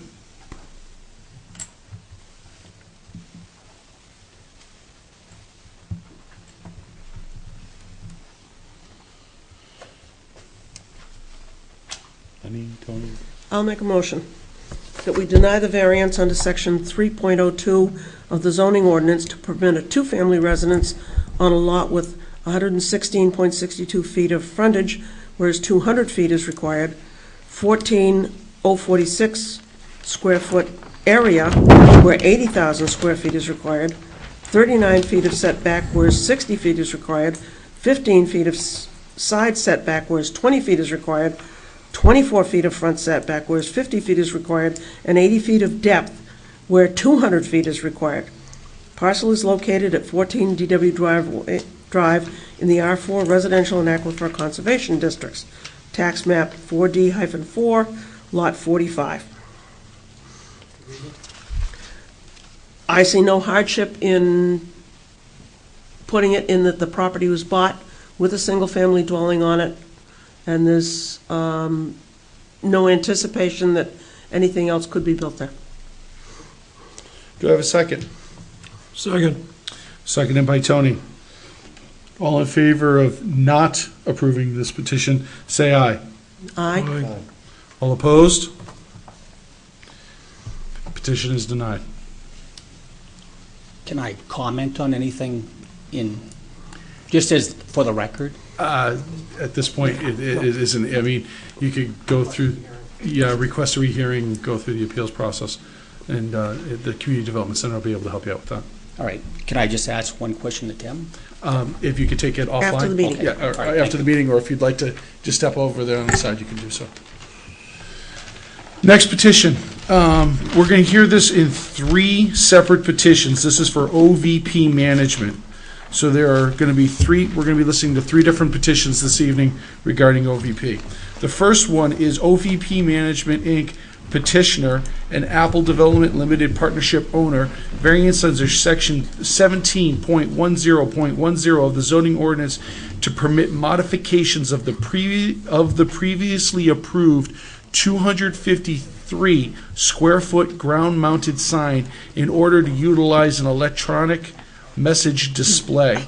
The parcel is located at 360 Daniel Webster Highway in the C2 General Commercial and Aquifer Conservation Planned Residential Overlay and Elderly Housing Overlay Districts, Tax Map 4D-3, Lot 001, Case Number 2017-51. Gentlemen, good evening. Good evening, Mr. Chair. My name is Derek Lick. I'm with the law firm of Soloway and Hollis. I'm here today representing the applicant, and I have with me today Robert Barsamian, who is a principal of the applicant, Apple Development. I understand we should go through each of these separately, and I will do that, and I put together the criteria and our responses to each of them. If you will bear with me, I would like to give you a 30-second high-level version. Essentially, what we are asking tonight is to take a previously approved sign of the same size and in the same location and be allowed to do a couple of extra things with it. The first variance relates to allowing it to be an electronic billboard, and that doesn't change anything with respect to size or location. It's just the method in which the sign is going to be displaying. When we do that, our proposal is to follow all of the guidelines. We understand it's allowed as a matter of right, but because this sign was before you in June and it was granted a variance at that time, it was not clear that the sign being requested was an electronic billboard, so we want to make sure that's the case. And in talking with the planning professionals, it was their view that we wanted to bring this to you so you're aware of what we're asking. Okay. Under the ordinance, even though it's allowed as a matter of right, there are certain requirements with respect to brightness, with respect to automatic dimming, those types of things, and we will abide by all of those provisions. We're not asking for any exceptions or variance from that. The second variance tonight is with the same sign, same size, same location. What we are asking with that is to allow the sign, now that if it is approved to be electronic sign, it gives Mr. Barsamian and his group some flexibility. The sign can change its display every 20 minutes, and he would like the opportunity, if it's an electronic board and won't be requiring static changes all the time, sending people up to change the sign, he would like the opportunity to be able to display both on-premises and off-premises displays, depending on the time and what his tenants may need. That's the second variance. And then the third variance, the request is one in which this particular sign we're talking about is on the back side of the property, abutting the Everett Turnpike. And when his sign contractor and Mr. Barsamian went out, they ultimately did a balloon test to see at what level the sign would need to be seen without cutting down the tree buffer in the back of a lot. So we're asking for a variance for the sign to be up to 100 feet, which would allow it to go over the trees and be seen by the Everett Turnpike. And the reason it's up to is because ultimately he would need also approval by the DOT because of the Everett Turnpike. And we're not sure what level they will allow and how they will proceed, but we're asking for the town's approval so that he can go forward with the state and let them decide how they want to play it. So with that said, what I'd like to do, if you would like me to do so, is start with the first application. The first application is for a variance from section 17.10.10, and this is the one regarding the electronic message display. As part of the packet, I put forward a written response to each of the 5 criteria for a variance. I won't read them in total into the record, but I will do a couple of bullet points for each one. Let's start with number 1, granting the variance would not be contrary to the public interest. In this instance, we have a sign that has already been approved with size and location, and all we are asking is that the electronic message display be permitted use for this sign or permitted way of displaying. And again, that's allowed as a matter of right. It's just we were coming here before to make sure it's abundantly clear that's the case. And we would also point out, under this being in the public interest, not only is it allowed as a matter of right, but the applicant is going to abide by all the criteria of section 17.10.10 with respect to the speed of message changes, the transitions from one message to the next, automatic dimming, and brightness. With respect, additionally, the sign does not threaten in any way public safety or welfare or abiding by all the setbacks, etc. Essentially, same size, same location, different display. Any questions on that provision? So the only question that I have is, yes, will the content that's on the display always be static, or will there ever be moving content on it? Whatever is allowed by the ordinance, we will do. The expectation is that the change, which is allowed, I believe, every 20 minutes, what it allows us to do, Mr. Barsamian is going to have about 13 tenants in the plaza. And with a message board, what we're able to do is, instead of try and identify 13 people on a sign, you can now pull out one at a time and display it in larger print. It can be visible from the highway. I don't know the answer to what the ultimate use will be, but what I can say is we will follow whatever is required by the ordinance. If it doesn't allow for, I know there's certain things that's not allowed with respect to the transitions from messages, and I'm assuming if that's the case, there will not be any action as well. My understanding is it has to be static once it comes in, and then 20 minutes later it can change to another one, and there's ways in which it's allowed to be changed without going back and pulling out the ordinance. So there won't be animations as part of a graphic that's displayed? That's my understanding, correct. That would require a separate variance if they wanted to do something like that, because the current ordinance does not allow anything other than a static change every 20 minutes. Thank you. Yeah, and I apologize, my recollection of all the requirements of that section is not fresh. All I know is we're following whatever it says we need to do, we'll be doing. Because we are not asking for a variance outside of that, we're just asking for the electronic display. The second criteria, the spirit of the ordinance is observed. Once again, this is a sign already approved with size and location, and here the electronic message display also plays into the spirit of the ordinance with respect to the district it's in. We have a general commercial district. I've cited it in the written materials, but the purpose of that district is to serve regional and or local shopping and service need. This electronic sign will allow that to happen and actually allow it to happen more efficiently. Any questions with that? Number two. What do you mean by that? What I mean by that is not only will you, instead of having just a static sign that may, for example, identify one of the tenants, you will now be able to have a sign that can change every 20 minutes that can identify the second, third, or fourth tenant. And indeed, in this case, which is subject to the next variance, if an off-premises advertising is allowed, a business such as Fidelity in town could say, we would like to have 20 minutes on your screen as well. So it allows the sign to be more flexible and to serve his tenants and also others if ultimately that works out and is needed. So it does, in fact, in our view, help serve the regional and or local shopping and service need in that way. But we're not in regards to the non-resident or non-attendant off-premise. Thank you very much, Tim. That's the next one. We're discussing right now is whether or not to actually allow the electronic sign. Fair enough. I'll move on to number three. Number three, please. Yes. Granting the variance would do substantial justice. Here what I pointed out is the electronic message display is allowed as a matter of right, and it's a reasonable use under these particular circumstances, particularly where you have the safeguards already imposed by the ordinance. We're not asking to do anything out of the ordinary. Essentially, we're doing what's already been approved, but in a different format, essentially. Any questions? Number four. Number four, for the following reasons, the values of the surrounding properties will not be diminished. First, there is nothing to suggest that a change of the sign from a static one to an electronic one, which is the focus of this ordinance, would have any impact whatsoever on property values, whether it's an electronic sign that has the dimming technology, etc., or a static sign isn't going to change that analysis that has already been held by the board. Additionally, I would point out that as before, this sign is helping foster the development of what was basically not quite abandoned, but very close to abandoned commercial site. And we're taking what has been somewhat of an eyesore in the area and bringing it up to what is a very high standard that we think is aesthetically pleasing and will actually increase the value of the neighborhood to have a vibrant marketplace as opposed to one that's dilapidated. Any questions on number four? Number five.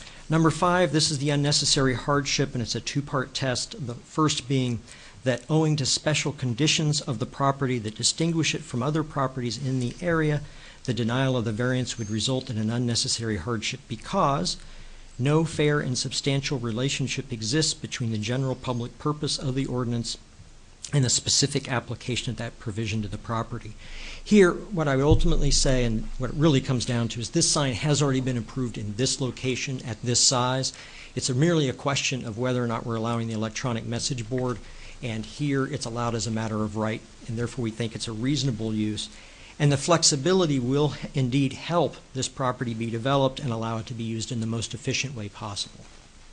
With respect to part two of that provision, the reasonable use, again, what we want to do is provide adequate and easily readable signage that benefits the public, and the flexibility of the electronic sign will allow us to do that in a more dynamic way, in a way that serves the tenant needs, and also puts it in the size of type that may make sense given the traffic passing on the Everett Turnpike. And again, we are talking about a sign on the back of the property that abuts the Everett Turnpike. We're in a commercial district in a high-traffic highway area. So we don't think an electronic billboard is anything out of the ordinary, and certainly not anything beyond reasonable here, and we think it is a reasonable use, given that the size and location's already been approved. Any questions on unnecessary hardship? Any questions on the petition for allowing an electronic sign where a normal static sign has already been approved?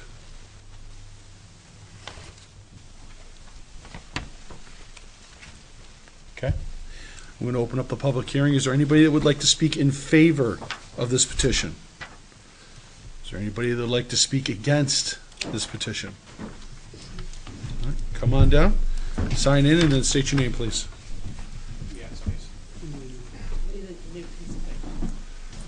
They'll take care of that for you. Okay, Virginia Hield, I live at... Actually, well, hold a second, I'll let you sign in. And actually, you want to make sure the mic's near you, too. There it And is. bright green light. Actually, why don't you go ahead while he gets the paper. Virginia Hield, I live at 3 Pondview Drive in Horseshoe Pond. I feel like this is a case of we've given them an inch, and now they're asking for a 100-foot neon mile. I'm all for the development of this shopping center. It'll be conveniences to the residents. I remember when it was a bustling shopping center, and it was favored by the neighborhood and everyone who frequented there. As far as being a commercial district, I don't know about that, but I do feel like that there is a certain a feeling of a New England-esque type feeling on this side of the highway. On the other side of the highway, you have the hotels, you have the shopping centers, you have gas stations, McDonald's, Burger King, da-da-da. On this side, we've got New England people who like the nice quietness, as such as it is, of that side of the road. I think that the light is going to be a distraction to traffic on the highway. It's going to be a distraction to those of us that live, and our windows face that area. And I just feel like I said in the beginning, that this is a case of we've given them an inch, and now they're taking 100 feet. So I don't, and so the sign's going to be facing the highway, so I don't know if that's light is necessarily something you'd actually see all the way over on the other side, on the other side of the building, over by Horseshoe Pond. I could be mistaken, but I hope you are. I just it seems like there's a lot of buffer between there and the place. But I do appreciate what you're saying.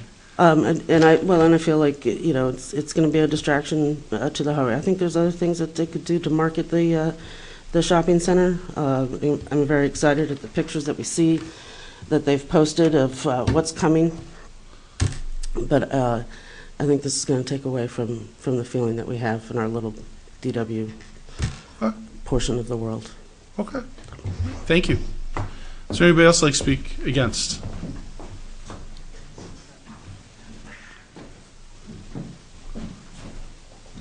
Can you sign it? Yeah, it is, but can you sign in, please? Sure. Can you just, as soon as you sign in?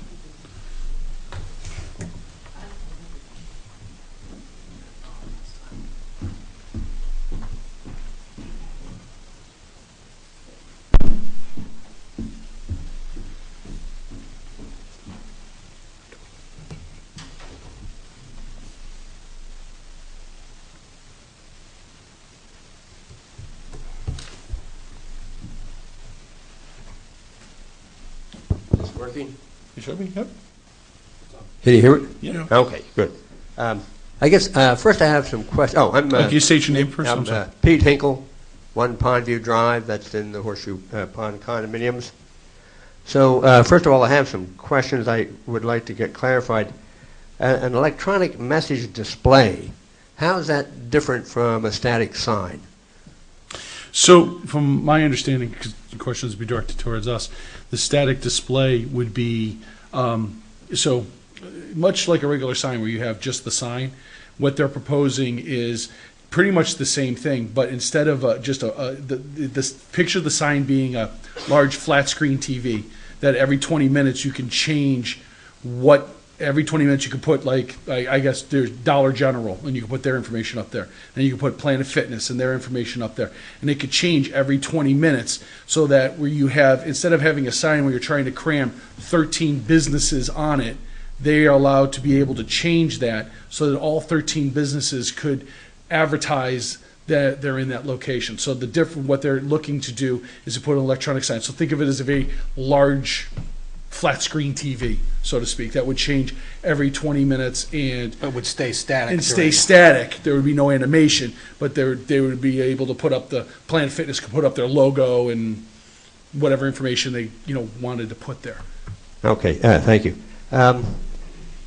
Next thing I'm wondering about is this sign going to be facing on Daniel Webster Highway? And are we also talking about another sign facing on the Everett Turnpike? Right now, the petition is for a sign facing the Everett Turnpike and only the Everett Turnpike. So it will be positioned, it'll be for people heading northbound and, I guess, potentially southbound on the Everett Turnpike. Right. So there is no variance at the moment for one on Daniel Webster Highway, or there is no. So we can address all three of these proposals. We're addressing right now just the electronic sign. Okay. Just whether moving from a static sign to electronic sign, we're addressing the variances one at a time. But that's going to be on facing the Everett Turnpike. Yes. And so there's another sign that's already been approved to face on Daniel Webster Highway. But that is not an electronic sign. Yeah, that's static sign. That's a regular static sign you see all over. There's a sign already approved facing the Everett Turnpike on the hill behind the parking lot, and that's what we're talking about. And we're just clarifying whether that sign will be just a sign that is the same forever and ever, or whether that sign can be electronic. That's all we're adjusting right now, Pete. Okay. So you want to do the next ones we're gonna hear. We're gonna hear them after that. Yes. Okay. Yes. Thank you. You're welcome. Is there anybody else who'd like to speak against this petition? Come on down.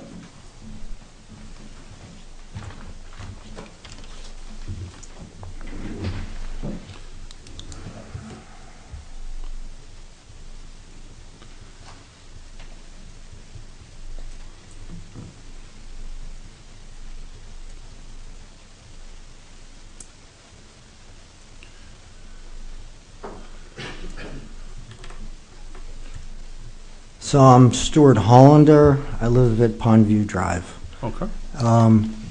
Well, I'm happy to hear some of the questions have already been addressed. I'd like to be sure, I think I'm sure, that you've said that this electronic sign, should it be approved, is in no way facing the other way. You guys have all sworn. Actually, oh, sorry. This way. They've all. I will reiterate. Sworn. No, everyone's sworn. I will reiterate it with them after everybody has spoken their piece from your side. So, but okay. Yes, to what has been explained, that this will be facing the highway. You're going to have the hill, the center, parking lot. You're going to have all that between you. Daniel Webster Highway is all going to be between you and that sign. So there's no light from this sign, therefore, heading out our direction. I'll get clarification on that for you. That's our understanding. Right. Yes, it would be good to get this fully, like set in stone, so we're not surprised later. I hear that it would change possibly every 20 minutes. It would be nice to get that in stone, so there's no graphics, no motion. That's like no hands waving. No, I understand what you're saying. That actually is a whole separate variance. That's part of our regulations. They Yes. are not requesting a variance to that, so they will Okay, be required to that's that- comply with right. They'd have the existing The regulations. ordinance 10 or whatever it was. Right. Yes. That's what they're referring to. So I And guess- that's a whole issue that's been reviewed by committees and the whole thing at some point. The zoning administrator has reviewed these applications with the applicant and their attorney to make sure that we have the correct variances that are needed to accomplish what they're looking to do. And the variance that they're seeking is not, repeat, not have animation, and they would not be able to do any animation, flashy lights, anything like that. It has to be a static, which means this here, that's a static sign. It's exactly, it's not going to look like that, but that's If this was the only sign proposed and on this lot, they wouldn't be here because an electronic sign is permitted by right. But because this sign required a variance to be established because there are multiple ground signs on this property, that's the reason it requires a variance to become an electronic message sign. Otherwise, it would be allowed without coming to this board. Okay, so because they have multiple signs on the site, you can't automatically assume you can make one of them an electronic That's sign without correct. That getting is a correct. variance. That's correct. But the other signs that have been approved, the ones that are on Daniel Webster Highway, the ones that would be facing your house, are not electronic signs. Those are static. At the moment. At the moment, they are, at the moment, correct, are moment, static. That's what's been approved. Yeah, they've been Okay, approved as static. standard graphic signs. with some color and some words or whatever they choose. Exactly. And a light on it, just like any Yeah. other sign you see going up and down Daniel Webster Highway for a business that is Okay. a static, non-moving sign. Okay. So it's facing the highway, so that's the highway and safety takes care of all that. The spirit of the ordinance, now what was that? I heard that term, spirit of ordinance. Was that presented? That was one of the, That's a required statutory criteria for any variance, regardless of what is being asked for. The applicant has to establish they've met the 5 points of law that they were talking about through that and one of process. those is the spirit of the ordinance, which has to do, which ordinance are they referring to? The zoning ordinance. They're referring to variance, they're referring to the zoning ordinance 17.10.10, which means that you is permitting an electronic sign. Okay. Okay. Again, and I'll reiterate this another time, because this sign received a variance already to make it an additional sign on the property, that's the only reason it's coming forth for electronic. If it was the only sign and complied with the ordinance, electronic would have been allowed without coming here. Okay. So let's see, now you've explained the matter of the right. Okay, now, the 100 feet, that's a different one. We're going to come back to that later. Yep, that's another later. variance, yep. So we come back each time, we're going to do it that Yes. way? Yes, you can. Got it. Okay, that's it for me. Thank you. Gentlemen? So, for clarification purposes, the light from this sign, can you just give us a quick, view, what we're looking at here? Absolutely. So I'll make a couple points. One is the sign is going to be so that the north and southbound traffic traveling on the Everett Turnpike can see it. So essentially, it's going to be perpendicular to the highway, so people coming down can see the sign, and people coming southbound can see it, and northbound can see it. So essentially perpendicular to the Everett Turnpike. That's how you would set it up. So that's that. With respect to the lighting, I would note that regardless of whether it's an electronic sign or a regular sign, it's going to have lighting. It's just that with respect to electronic signs, there's a more strict criteria and more you have to go through to make sure it has auto-dimming technology and the brightness, et cetera. And our sign person will make sure that it does all of that. So to answer the question, it is going to be a two-sided sign perpendicular to the highway so people traveling the highway can see it as they come up and down the road. For clarification, the highway being the Everett Turnpike. The Everett Turnpike, I'm sorry, Okay. right. So, DWN, right. so now, and I guess the concern has been, is the lighting gonna reflect across, I mean, 'cause you got the shopping center, you got the parking lot, you got Daniel Webster Highway. I mean, are they gonna be able to see that sign from where they are? It depends on where they're located, of course, but my understanding in seeing the site is not only do you have the buffer of you'll have the shopping center and all that in the commercial district, so you'll see it from both Everett and the other Route 3. You'll see it from those locations just because of where it is. But there's buffer of trees along what would be the southern side of the lot towards where many of the condos are. And I understand many of these folks are, I think, from the condos across the street. which gives them even more buffer. I couldn't say I stood in their roadway and looked up to see whether we could see it or not, but there's a significant distance between where this sign, I mean, it's in the back of the lot, so it's as far as it could possibly be. The two sides of the sign will be facing North and opposite. south. They will not be projecting towards Pond View. It'll be projecting Yeah, north and south. And I think in order for it to be essentially facing and have the most dramatic impact, it would be facing away from the highway, and people would be parallel to the highway, which would make no sense, of course. So I understand their concerns, but I think their concerns are addressed by the location where it is both distance-wise with a lot of buffer and in the way that it's perpendicular to the highway, so that it's, again, the audience is not them, the audience is those folks on the Everett Turnpike. Okay. Any questions from the board? Did you want to come up and say something again? No. Right, gentlemen, would like to come up and ask you something. Did we close public hearing? Okay.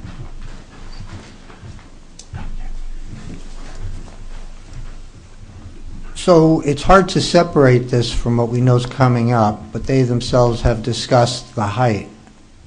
That is next. You haven't got to Okay, that yet. so when you say it's electronic, we've now learned it's perpendicular. So I go out my front door, or I look out my second floor window. There's a few pine trees, but they're not, it's not a wall of pine trees. Now, perhaps this sign of unknown height, I think I'm going to be seeing it. And maybe this needs further study to see who's affected. I would say if you're going to face the southern part of the road, maybe it should be at an angle and only one side. But you have it like this, and I'm here, and I'm here, I'm going to see it at night. I'm going to see it all night.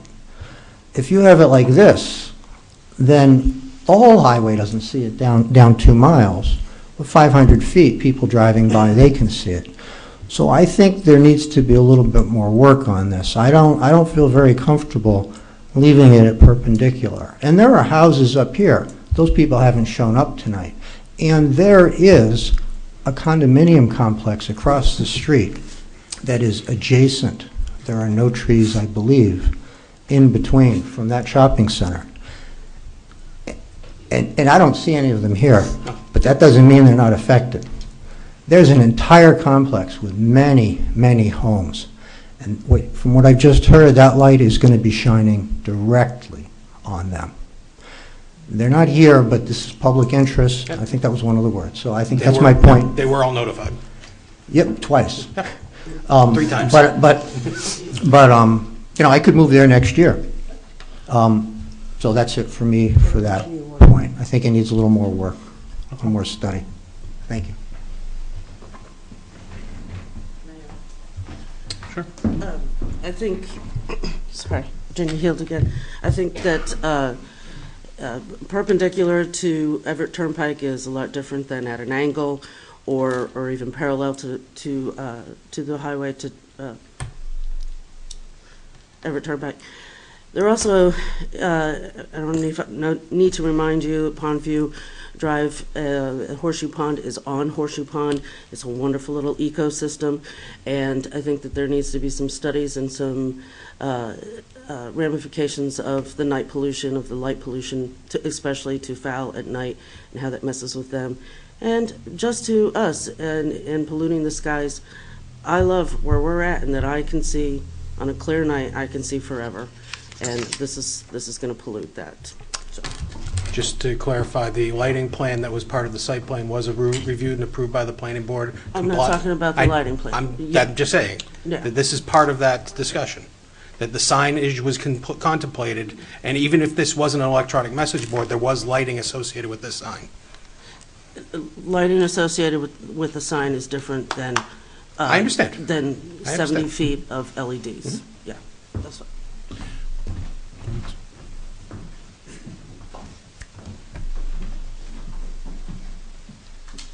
And again, I'm Pete Hinkle, 1 Pondview Drive.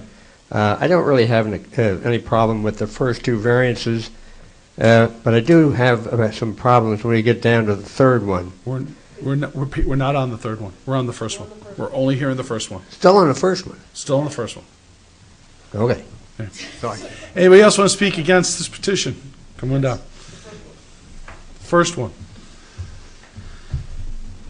Again, I'm Jean Wiseman at Horseshoe Pond, and I just want to say that I'm thrilled that they're building this complex, but I'm worried about the traffic, again, that they're going to put onto the DW from that sign. Has nothing Drawing to do with people in off the highway. That is That has no consideration for you people at all, ever?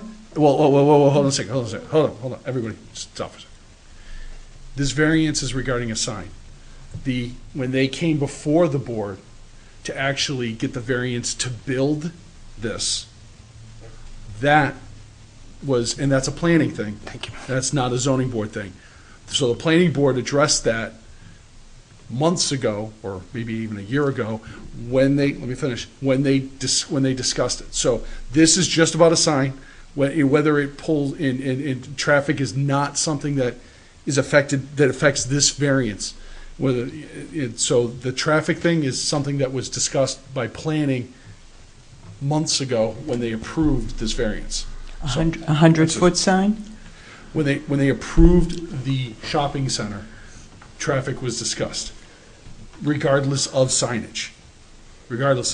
Traffic was discussed. All we're talking about tonight is is just the changing, whether you're going to have one sign with 13 regular advertisers. lights illuminating the whole thing, or whether you're going to have that same sign with just the face of it being illuminated instead of the lights coming in. It's important to note that a regular sign with big, not fluorescent, but those big spots on it is going to be more than likely, and I'm not an expert, but is more than likely going to be a heck of a lot brighter than a digital display sign, especially one that the DOT, New Hampshire Department of Transportation, has to approve because it is going to be facing the highway. So if Merrimack, outside of Merrimack zoning ordinances, the DOT's regulations and requirements for a lit sign on the highway is also going to be pretty stringent, because they're obviously going to have concerns as well regarding driver safety, regardless of people over on Daniel Webster Highway on the Everett Turnpike.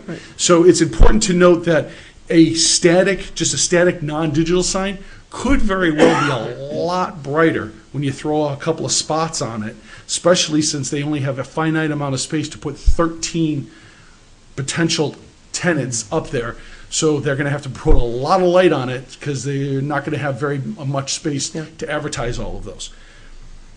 It's food for thought for when you're talking about signage and lighting. Right. That's something to think about. And if take into consideration, look at the sign for the Merrimack outlets and how bright that is. That's the only one I can think of, and that's not in such a densely residential area as this complex is going to be. Think about something that would be brighter, because that's to highlight 13 tenants on a 253 square foot sign. You need a lot of light. Yeah. And no one else has one. Shaw's Plazas don't have it. No one else has it.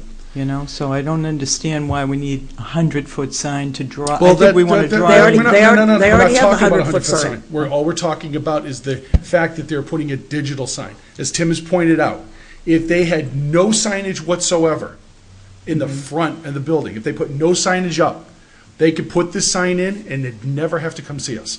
The only reason that they're here tonight is because the signage that was approved was the regular Shaw's type signage. And what they want to propose is something, more of a digital display that is going to have to meet a very strict New Hampshire DOT regulations. And more than likely, it'll probably also be a little more equal-friendly as far as light pollution. You think it'll be less light, less bright? I am not an expert. I am not an expert. Don't claim to be an expert.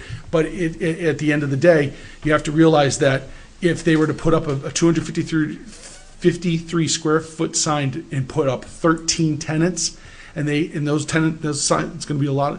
They're going to have to light that thing up so that people driving at 55 miles an hour, conservatively, we know that's not the case.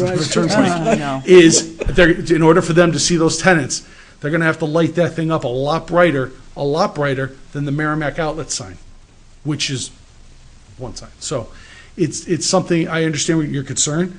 Right now, all we're addressing is that it's a digital sign as opposed to just a regular sign.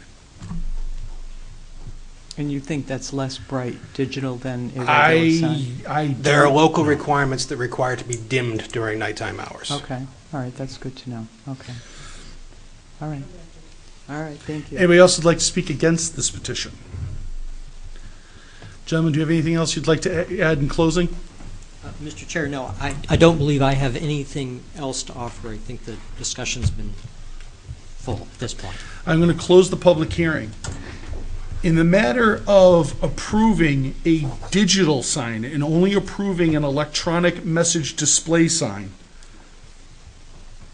instead of the 253 square foot mounted sign, what's the discussion of the board? I'll make a motion that we approve the variance under section 17.10.10 of the zoning ordinance to permit modifications to the previously approved 250 square foot ground mounted sign in order to utilize an electronic message display. Parcel is located at 360 Daniel Webster Highway in the C2 General Commercial, Aquifer Conservation, Planned Residential Overlay, and Elderly Housing Overlay Districts. I'll second that. There's no staff recommendation. Okay, the second from Rich. All in favor, say aye. Aye. All opposed? It's 5-0-0. Next petition. OVP Management Inc. petitioner and Apple Development Limited Partnership variance under section 17.10.10 of the zoning ordinance to permit modifications.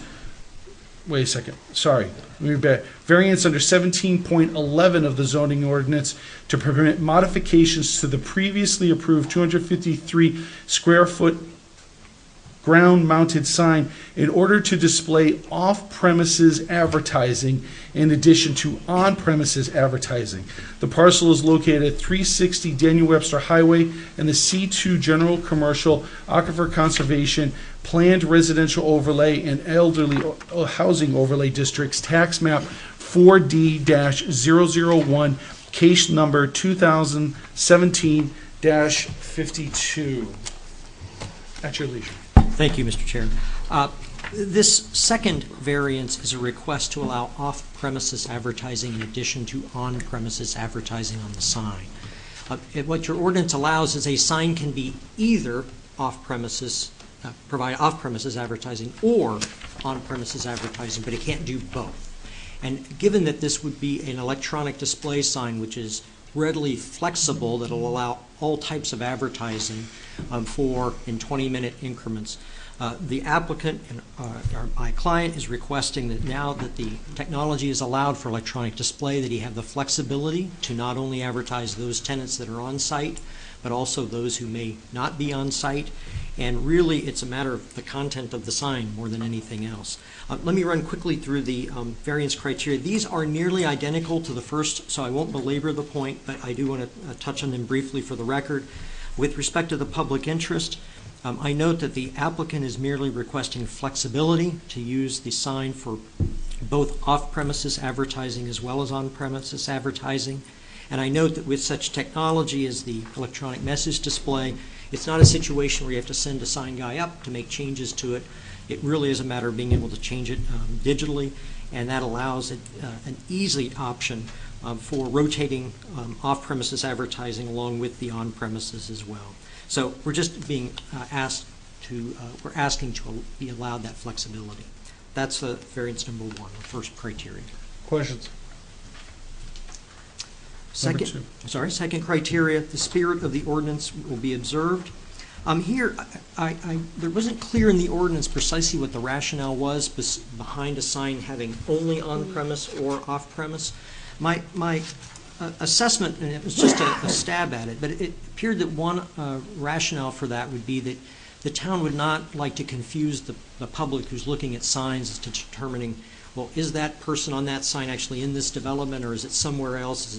Are they here or not? You don't want people pulling into shopping centers and all of a sudden, well, wait, that person or that entity isn't here.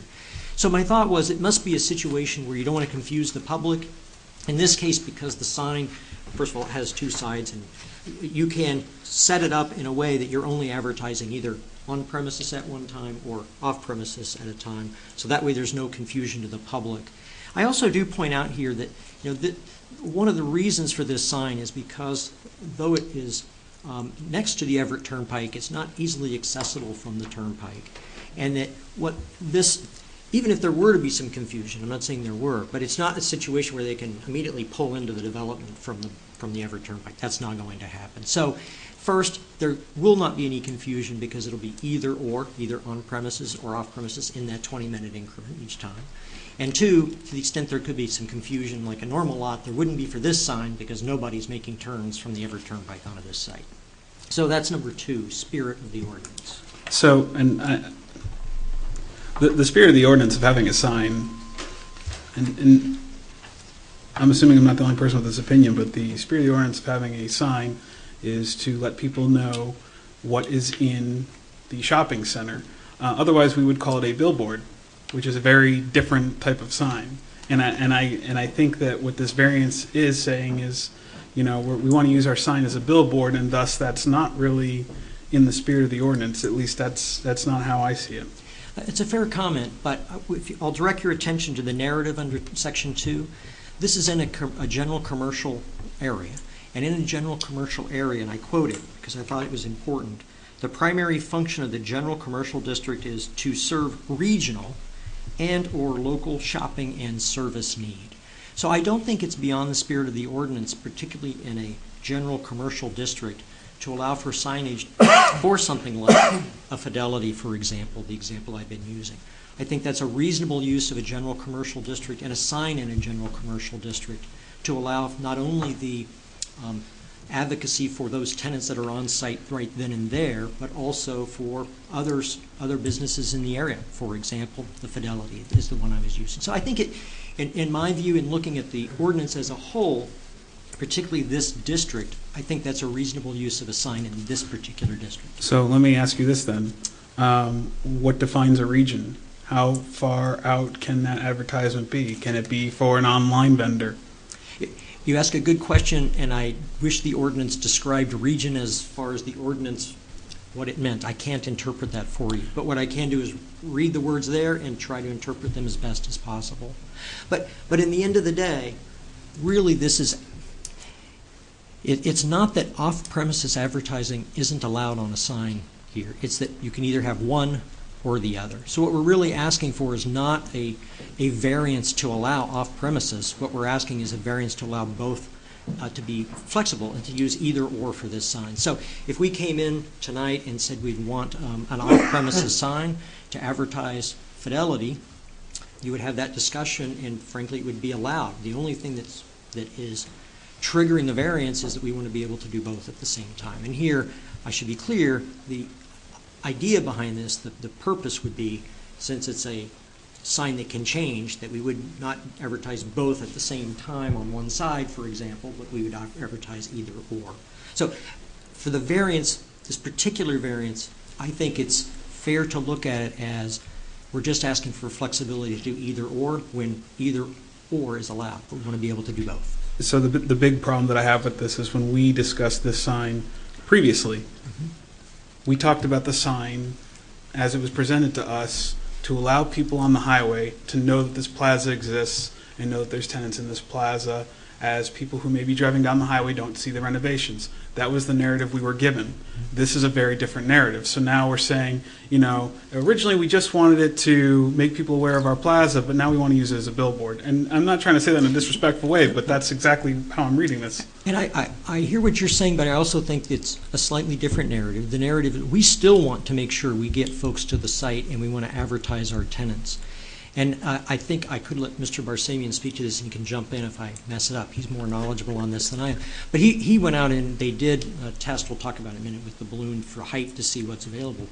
And what we basically found is it's readily visible from one direction but not the other. And the one direction that makes the most sense, where you would advertise your tenants, is the one where you could easily get, as quickly as possible, get to the site, whereas the other one is a couple miles down the road and more difficult to get to. So The bottom line is we want flexibility, my client wants flexibility, to be able to do both, whatever suits the needs. Believe me, the tenants are encouraging my client to put their name up on the billboard as much as possible and to draw tenants in. On the other hand, he doesn't want his hands tied if the opportunity presents itself where the billboard is making no sense for one side, for example, and he has somebody, a Fidelity, that wants to put their name up on the sign. He'd like to be able to do that. That's not his primary purpose, but it is a potential purpose in the future, and he wants the flexibility. While we're here, we figured we'd ask for it so that he has maximum flexibility in the future. Unless there's anything else, we'll go on number 3. Well, the only reason I brought up the regional comment is because the closest Fidelity branch is in Nashua, so that would be quite a ways away. And I wasn't sure if Excuse me? the closest Fidelity branch. As someone who worked for Fidelity, I can tell you that the location in Merrimack is not open to the public. So with the closest on-premise branch that someone can walk into being in Nashua, that's why I was asking the regional question, because I'm thinking that's the only one in New Hampshire right now. That's a fair comment. I'm using Fidelity as an example. I can attest that I've not heard of my client having any contractual relationship with anybody to put any advertising. We don't even have the sign yet. But as an example, that was the purpose, was to identify a local entity that may want to put advertising up on the sign for one reason or another, in addition to those that are on site. And you're right, maybe Fidelity would say, look, even though people can't walk into our business here in town, we want to raise the flag here in town to make sure people are aware we're here. And I think that's a reasonable reason to advertise. But sort of beyond the point, the idea is the variance we're requesting is really just to allow. We know off-premise is allowed. We know on-premise is allowed. They're not allowed together. I believe the reason for that is to avoid confusion. Given this sign in this electronic age and the ability to change the sign, that confusion is not present, and we don't think it's. We think, therefore, there's no reason the variance should not be granted for that reason. Should I move on to the third criteria? Please. The third criteria, granting the variance, would do substantial justice because, and we point out that, again, the proposed use for the sign is allowed either off-premise or on-premise. We're just asking to do both here in sequence, given the electronic message display. There's nothing greatly I can add here. Again, the sign itself has already been approved. The size is approved. The location is approved. It's just a matter of what messaging is being allowed on it. Any questions? Number 4, this is the one, again, with respect to the values of the surrounding properties will not be diminished. It's our position there's nothing to suggest that whether a Fidelity or similar entity is advertised on the sign or the tenants are advertised on the sign, it's not going to have any impact on the property owners nearby. It shouldn't have any impact what's on the board whatsoever, again, provided it meets the criteria that the town allows for electronic message boards. Number 5. And 5, I don't want to repeat myself again, but the same holds true here. The purpose of the ordinance, as far as I could ascertain from it, was to avoid confusion of having both on-premises and off-premises display at the same time, to avoid confusion. Here, that would not be the case given the electronic billboard, given the fact that it's on the Everett Turnpike. And with respect to the second provision, the proposed use is a reasonable one. It's next to a high-traffic turnpike serving both Merrimack residents and others, and there's nothing to suggest that it's unreasonable to allow 2 different types of advertising as far as content on the message board that is facing a high-traffic turnpike with all types of traffic on it. Can you read into B as well? Because I'm still, based on your explanation, Sure. I'm not seeing hardship. Fair enough. Under B, the question is, if the criteria of A are not established, explain how an unnecessary hardship will be deemed to exist owing to special conditions of the property, etc. So the applicant contends that they are met. However, the property is unique in that it abuts the Everett Turnpike, but it is not located in a more well-traveled and more recently developed area of town that makes it particularly lucrative for development. However, its location is adjacent to the turnpike, and that still makes it an attractive site for placement of signage promoting local and other businesses whose messages cannot otherwise reach the high-volume traffic found on the turnpike. By allowing the sign to display both on-premise and off-premise messages, the applicant will have the flexibility to use the signage in a way that is most productive to the site and which in turn supports the overall development. It would be an unnecessary hardship and rather arbitrary to limit the sign at issue to either on-premises or off-premises, given the property is located next to the turnpike, where, unlike other local roadways in town, drivers would not be confused to see signs of both off and on-premises type.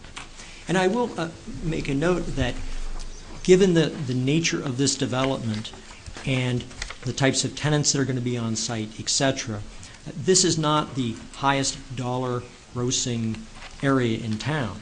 And every little bit helps if, and this is an if my client can have Fidelities of the world that want to advertise in addition to the tenants, and if he can reach agreements with his tenants with respect to the signage and how much they're on it, this will help in the development and make it potentially profitable where it may not be. And that's something that's of importance to him.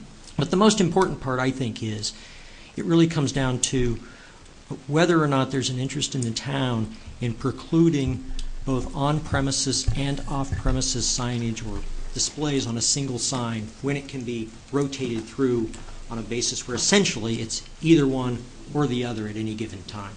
And it just doesn't seem that the ordinance, given this particular property and its potential for signage on the Everett Turnpike, seems to jibe with the, what I would say is a ordinance sort of pre-electronic display, for lack of a better word, that allows somebody to do both on and off without changing the sign every other day, if that makes any sense. Any questions? All I have is the statement that, when we discussed this sign months ago, the explicit purpose of the sign was to bring awareness to that plaza, and once we turn to a billboard, we're totally defeating that purpose. So it's completely contradicting our motion when we made it several months back. That is all. So I could address that a little bit, because I think I was the one that spoke about it. And I didn't really see it that way. As I looked at the development and the signage as a package, I think that's really what I talked about, kind of all three signs, and how critical they were to the overall development. As we have gotten into this thing, we've learned a lot more.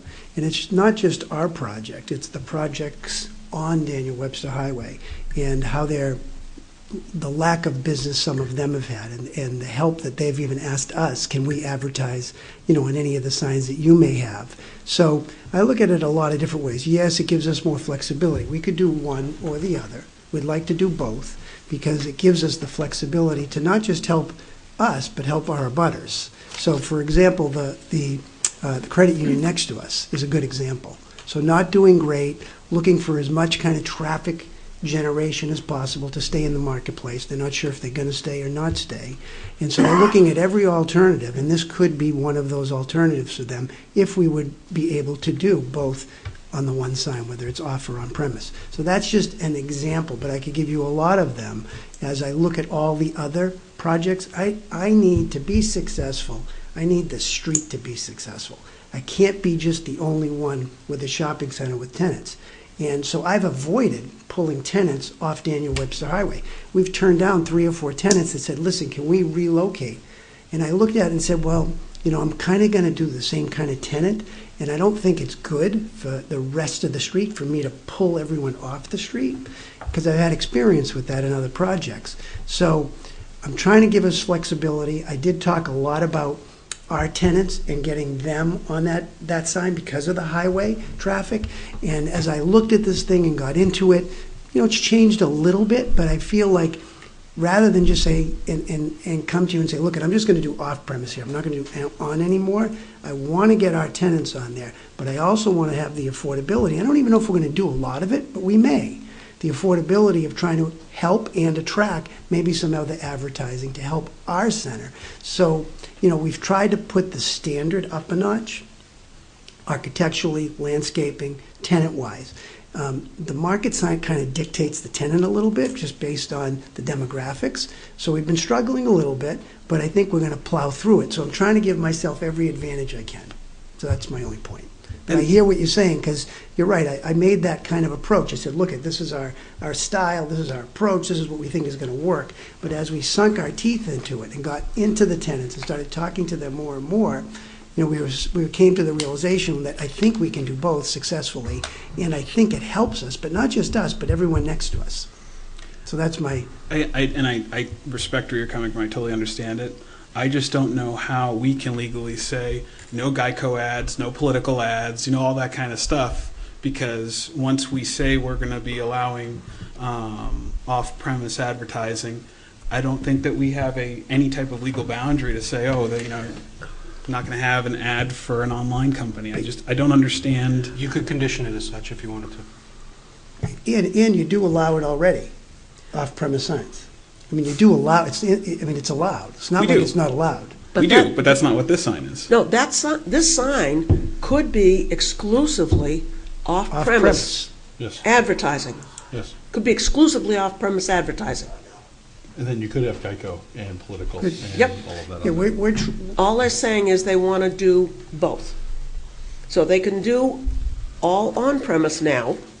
But we can only speculate that, because if we go back several months, I'm not sure the board would have voted the same way if we said instead of putting up the sign for this, we're going to put it up for external use. I don't think. Doesn't matter. We said he could put the sign up. It's up to him to decide whether he's going to do on-premise or off-premise. That's not up to us. Well, I can tell you I would have voted differently, and I don't know. Okay. I'm only speaking on my own, but I think that we're now crossing territory here with this. All right, I would like to table this so we can go through the rest of the public. Sorry. No reason to apologize. Rich, I just want to make sure we get the public in as well. We definitely, you bring up some great points, and I just say, let's table the discussion for the deliberations part. But I appreciate your input on that. I have nothing else unless we have questions from the board. No, I'm going to open it up to the public. Is there anybody that'd like to speak in favor? Is there anybody you'd like to speak in favor? All right, come on down, please. Make sure you sign in and state your name. Actually, right there. Your microphone's, clipboard's right there. My name's Mike Buckley. I'm one of the principals. I'm partnered with Rob here on the site, too. Okay. Could you just sign in, Sure. Rob, please? Thank you. I don't have an address here. Is that okay? As a principal, can I speak, or? Yes. Yes. Okay. Yes. Just a couple of points I wanted to clarify. I think, to your point about it being no longer for the tenant and moving entirely towards being a, quote, billboard, I think the whole point is here it doesn't have to be one or the other. We can do both. And that's the whole point of flexibility that we're trying to capitalize on here. Secondarily, I think, given the opportunity to do something that's good for the greater population, I mean, if the armed forces came to us and said, hey, listen, we'd like to do an advertisement on this and we think it's advantageous and it would look great here, would we really turn that down given the opportunity? The state of New Hampshire, live free or die, if they wanted to do something like that here, could be a great opportunity to do so. So it doesn't have to be one or the other. And I think, too, to the point of confusion, given that sign is on the turnpike, and that there's no direct access to our center from the turnpike, McDonald's, Papagino's, for example, right off the off-ramp. If they had the opportunity to advertise there, they could, towards southbound traffic, advertise directly off that off-ramp. There's McDonald's, exit 11, get off, it's right there. That's not confusing at all. So the point is there's a lot of flexibility we can use here, and I think the good outweighs the bad. So that's my only point. Thank you. Is there anybody else like to speak in favor? Does anybody like to speak against this petition? Come on down. If you're already signed in, just state your name. Stuart Hollander. So I think we see something here. We see that things change. There was a reason. It was to advertise the facility, the stores that are there. That's what it was for. We know that. But the law is the law. And once you allow that, so things change a little. So now they're talking about Fidelity, the armed forces. Trust me, it'll be mortgages, it'll be other things. I think this thing about there was complete speculation on the reason for A or B, on-premise or off-premises. Now, it's fine if someone wants to speculate, but that's not a legal ruling. We don't know why it's A or B. That is the way it is. So it isn't necessarily to avoid confusion. So I would propose that you let that argument go away. They talk about fidelity. Well, that sounds good here, doesn't it?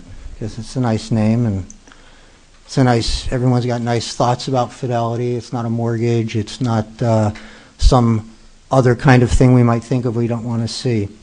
So I see we have changes in the reasoning, and I think you should be very, very skeptical about the reasons that are presented here. Because I heard him say, well, you know, we could do a billboard. And everyone's like, well, we weren't going to do a billboard. But we could, and they could. So they might do a billboard. And that's not what anyone had in mind. Okay. I would argue that in the public interest, it's wrong to have off-premises advertising at this, because this sign, when you drive into New Hampshire, this big tourist, scenic tourist state, people come here for that. They come for vacations. They go north. And they drive past these beautiful stands of pine trees, beautiful. And they see the Merrimack outlets, okay, well, whatever that is. And they see other signs. But now they're going to be seeing mortgage signs and other stuff. I wish I could think of some of the other examples, but if you see the sign down on Amherst Street, perhaps, or the one up in Manchester, which there was... Not anymore. Those are turned off. Well, turned off. Okay, so well, you got an idea of what can happen. And, you know, public interest. This is what the tourists see when they come to the state of New Hampshire. And right here in this room, you're going to be deciding for years to come what people are going to see when they drive past exit 10 or 11, and they're going to see mortgage signs instead of just the beautiful pine trees and maybe, okay, Merrimack outlets. I don't see anything negative about that. So let's see. Hardship. I don't know. I heard some stuff about hardship. All I can say is I appreciate the skill of certain professions, because I don't see any hardship there, but it sounded very good to me at the time I heard it. I don't get it. It was okay. Let's see. I addressed that point. As far as people seeing the sign and getting off, advertising often is just an awareness of what's there. So if people are aware of what's at the shopping center, it doesn't mean they have to get off at that time. They start to realize, oh, there's a Big Lots at that place, or whatever it happens to be. So this thing about, well, you got to get off, and if you can't get off, we might as well put advertising for the mortgages or whatever else it may be. And let's not forget that we're dealing with businessmen here. Businessmen are great for the country, but let's not forget they're trying to do what they do. They're trying to make money. And if they can make more money putting up a billboard that takes all kinds of advertising from Google, I don't fault them for doing it if you let them. But I don't think it should be on that sign at that spot. Nothing wrong with them doing that, but don't be surprised if that's isn't what happens if you let them. I think there's a reason for the zoning, and the premise, on premises or off premises. If the intent was to have it be on premise, and they say, well, but that was because of confusion. We don't know that that's the reason, and you don't have to accept that confusion is the reason. I'll see you back. Thank you very much. Just devil's advocate. Sure. Since it sounds like that we could put in a requirement for off-premise, would you be opposed to an off-premise if it was Shaw's, or if it was one of the multiple restaurants, the credit union? Interesting. So if we consider a proposal that said the off-premises had to be for a retail retail store outlet, whatever, retail establishment within a certain distance, I think that sounds very different. Yes. Even though that there's mortgage companies in Merrimack. I'm just devil's advocate on that. Well, so, that's a good question. Thank you very much for asking that question, but I just don't want it open-ended. And I hadn't considered, that's a good question, I hadn't considered it. At least it would, in fact, be relevant, and you wouldn't have arbitrarily, it wouldn't be open-ended. Right. So I think if you do, so therefore I would say, if you are inclined to accept off-premise advertising, I think, and if you're able to do such a restriction, I think that would definitely be called for. Let them make their money, but let it be within reason. Benefit the community of Merrimack. Yes. Okay, excellent. Okay. So anybody else would like to speak against this petition? Come on down. Anybody else? Hi, Virginia Field again. Don't get us wrong. I think we are all in.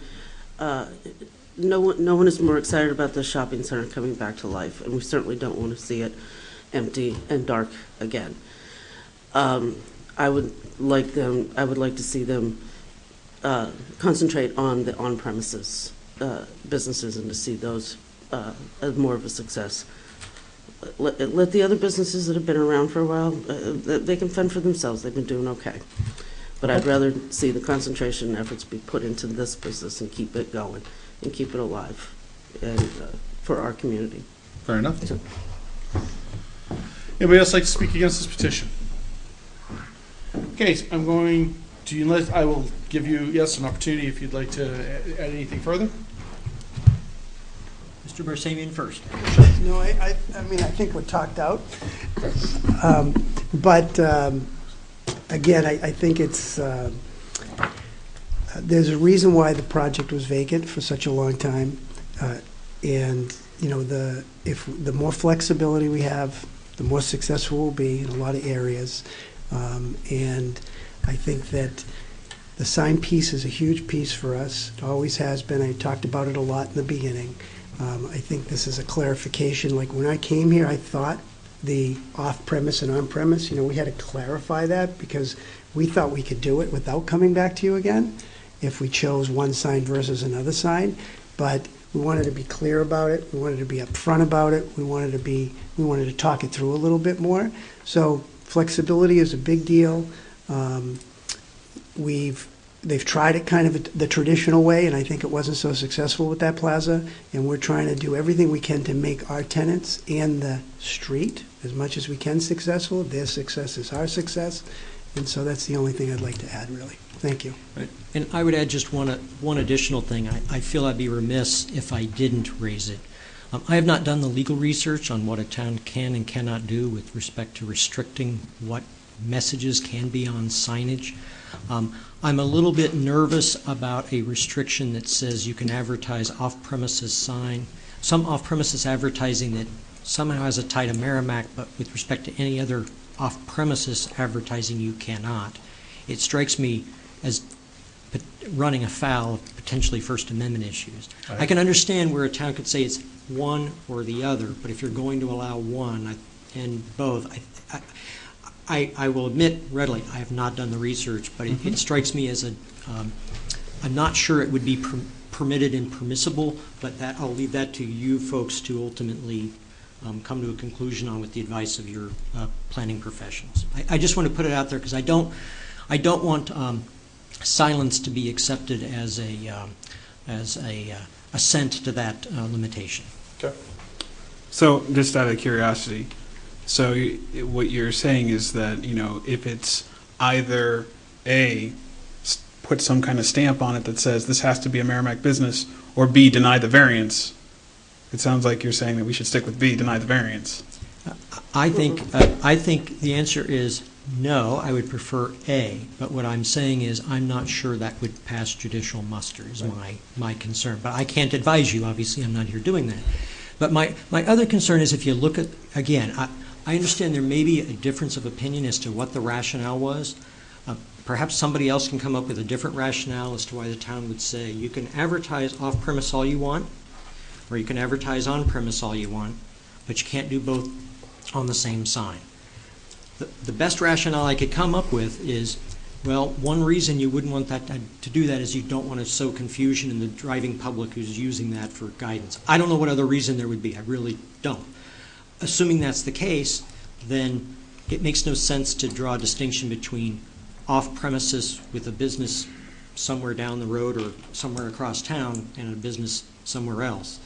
It just doesn't make any sense if that's the purpose behind the ordinance. But you'd have to accept that that's the rationale for that reasoning to hold. That's my view. I don't know what, maybe your planning professional or somebody can advise you as to what the rationale was. But given an electronic sign that can change, it sets up a weird scenario where tomorrow he may want to advertise off-premise, it's okay. But then you'd have to come in for a variance the next week because he wants to change his sign, and then the next week come in and change it again. I mean, that makes no sense, given electronic signage. It doesn't seem to fit the modern world. But I'll leave it at that. I wanted to have my say on that point so it didn't go as a silent assent on our side of things. Tim? Thank you, Mr. Chairman. Again, it would be purely speculating because obviously I wasn't here back in the 1950s when our zoning ordinance was originally written. But knowing how our ordinance is constructed and having been in the town for 6+ years now, our zoning ordinance is an agglomeration of multiple years and layers of amendments that have taken place ever since the mid-1950s. My expectation is that the prohibition on having one or the other came well before we had a provision for electronic signs, and the ordinance was never changed to address that inconsistency with the technology change. Everything else was just left alone, and it was just tagged on, here's the electronic sign section, without regard to what was already existing in the ordinance. But then the question after that comes, if we allow the sign to have dual purpose, what ground do we have to stand on to make sure that it is in fact local businesses that are advertising on that sign? You would have to be very careful with that because the attorney does raise a good point that content, you would have to make a condition in such a way that it would be content neutral. And I don't know how you do that. You obviously have the ability to put a condition on, but you do run the risk, especially in signage with First Amendment issues, that it would have to be somehow content neutral. I think there's one more person who wanted to speak in the back on the public. Again.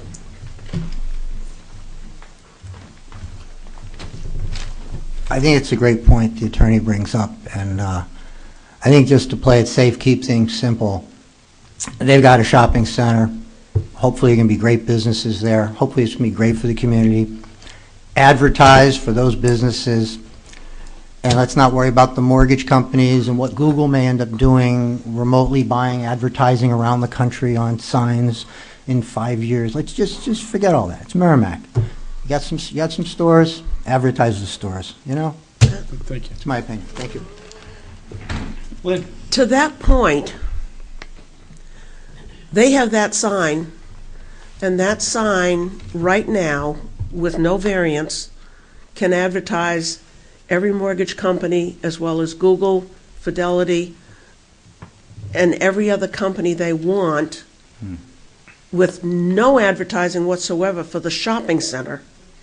And that's legal now. Right, right. And how did they get a permit? And I thought, because I know. That's not part of the... I understand, and what I'm saying is, with the argument that we all heard was like, you know, all very nice about how we need to advertise for our stores so everyone will know.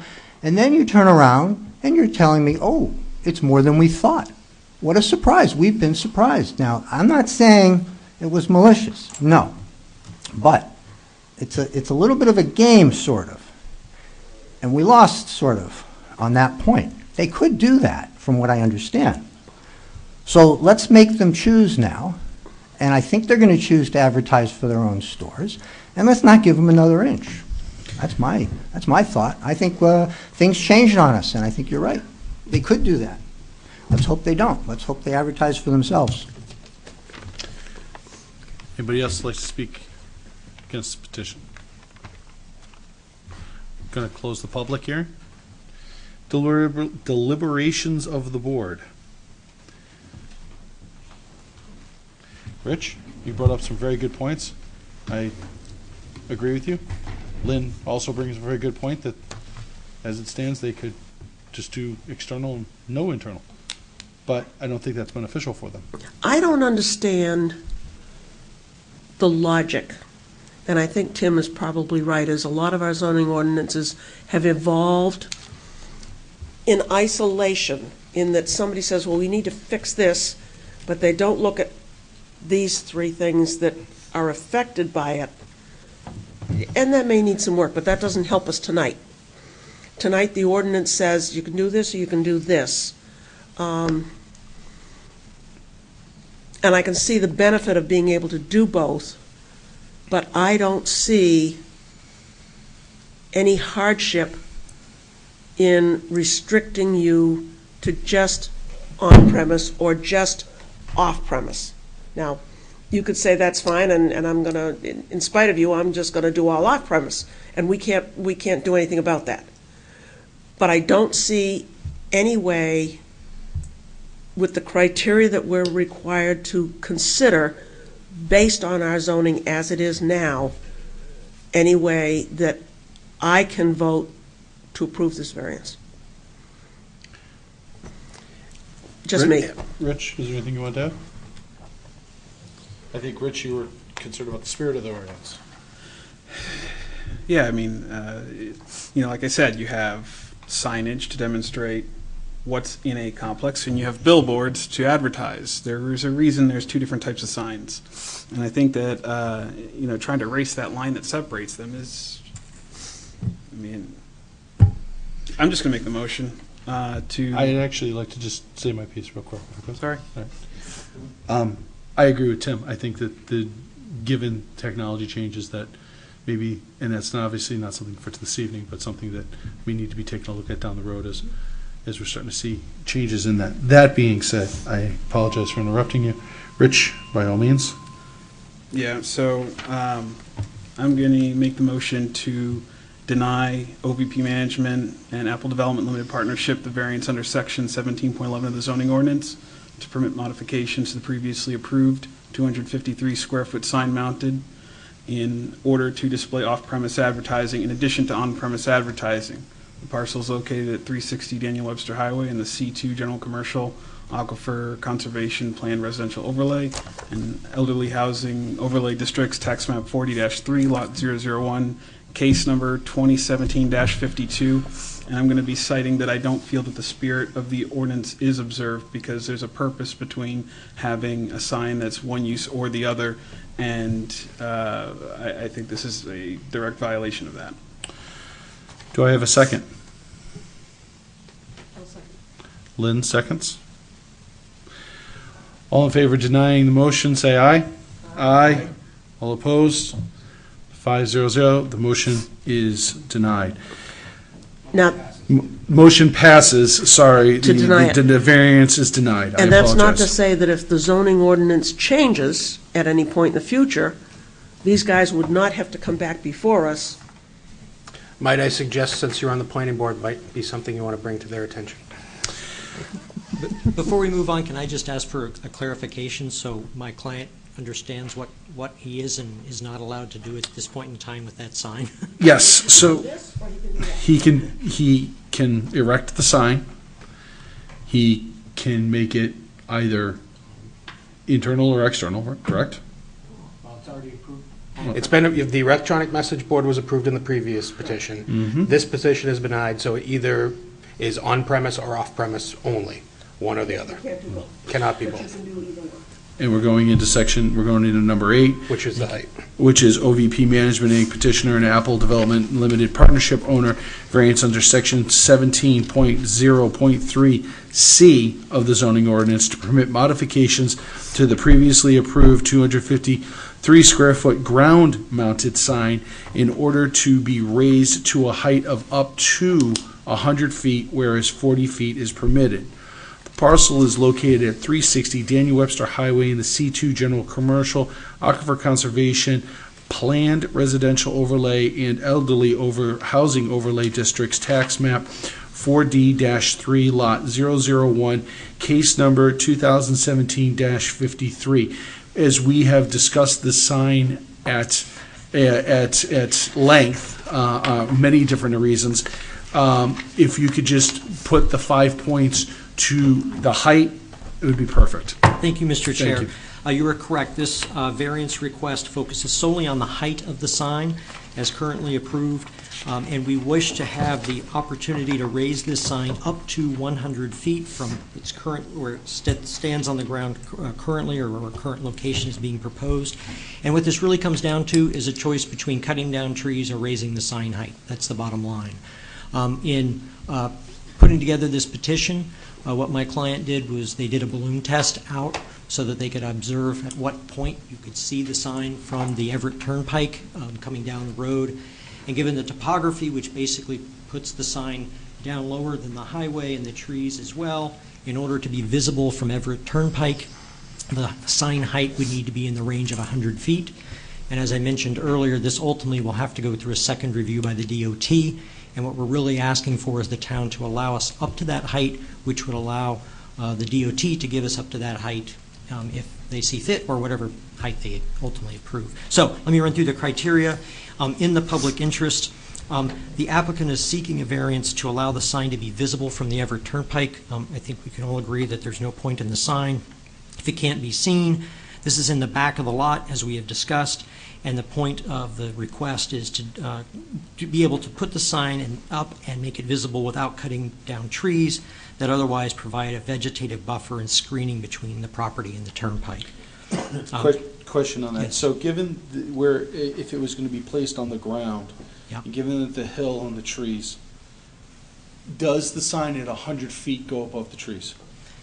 Yes. Yes. How high? It's Roughly.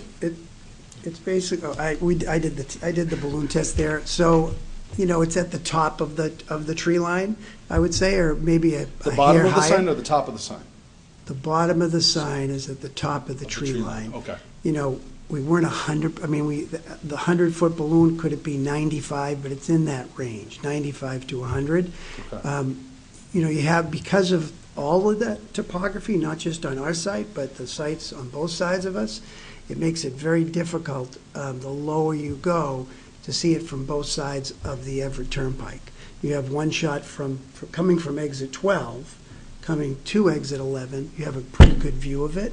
Coming from exit 10, or really exit 10, past our site, or exit 11 past our site to exit 12, even at 100 feet, you just get a glimpse of it, just because of the topography coming up to our site. What about moving it closer to the highway? Well, we have a buffer zone from the state road, so we kind of took the buffer, took the tree line, didn't really want to clear out all the trees there to kind of make it visible, which we could possibly do, which would need a little help from the state, which I think we'd get over time through working through their process. I've done that before.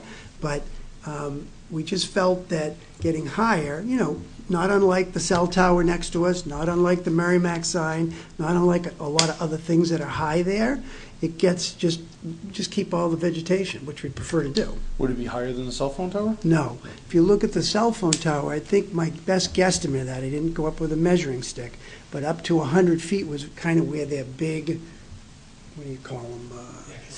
The antennas are, and then they go higher than that. So my guess is they're probably 120, 130. Mm-hmm. So their towers are about 100, 110, we guessed, just by kind of going up. I climbed up to about 100, and then it was a little too hairy. Okay. So that's my best guesstimate of that. Okay. And they're higher than we are. If you look at their site versus our site, they're kind of on a little hill, a little knoll, and we're lower. Okay. Just saying, Columbia Circle is higher in elevation than where they're located, so that's what. Okay. Yeah. All right, number 2, please. Number 2, the spirit of the ordinance is observed. Here again, I focus on the general commercial district, whose primary function is to serve regional and/or local shopping and service need. And our position is that the redevelopment of this site does exactly that, and this signage in particular also does exactly that. And the signage will indeed serve that purpose of the general commercial district. Number 3. Granting the variance would do substantial justice because the increased height of the sign is reasonable under the circumstances, particularly given where the sign location is at the back of the lot. The size and location has already been approved, and the height is simply needed for visibility. Also, I note, as I did before, that the sign will allow for the development of the parcel. It's proportional to the size of the site and the number of tenants. It's aesthetically pleasing, and I would also point out that, again, with the electronic sign, the sign must do automatic dimming at night. It has a certain restriction with respect to its visibility and its brightness. So there's substantial justice there as well, in that the sign itself is going to be basically moderated by the town's own ordinance governing electronic billboards. Despite the additional height, in this case, unlike a regular billboard, now you have restrictions and dimming at night. Number 4. Number 4, values of the surrounding properties will not be diminished. Again, here I focus on the height will not decrease property values, and the electronic sign has the dimming technology. It's at the far back end of the lot, adjacent to the Everett Turnpike. So again, we're next to a multi-lane, high-speed traffic area. This is not a quiet rural lane, for example. And again, all we're asking to do is to take a sign that we want to be visible and get it to a point where it is visible. Number 5. The unnecessary hardship test, and again, the question here is no fair and substantial relationship exists between the general purpose of the ordinance provision and the specific application of that provision to the property. Here, again, the purpose of the ordinance is to limit height so that you don't have a proliferation of overly tall, obtrusive signs throughout town. Here, the only reason we're asking for the additional height is so the sign can actually be seen by the Everett Turnpike. In that case, this property is unique in that regard. Most signage, you don't need to go this high in order to be seen by the adjacent public way. Because of the unique nature of this lot and its location with respect to Everett Turnpike, it so happens that you do need that for the sign to be visible.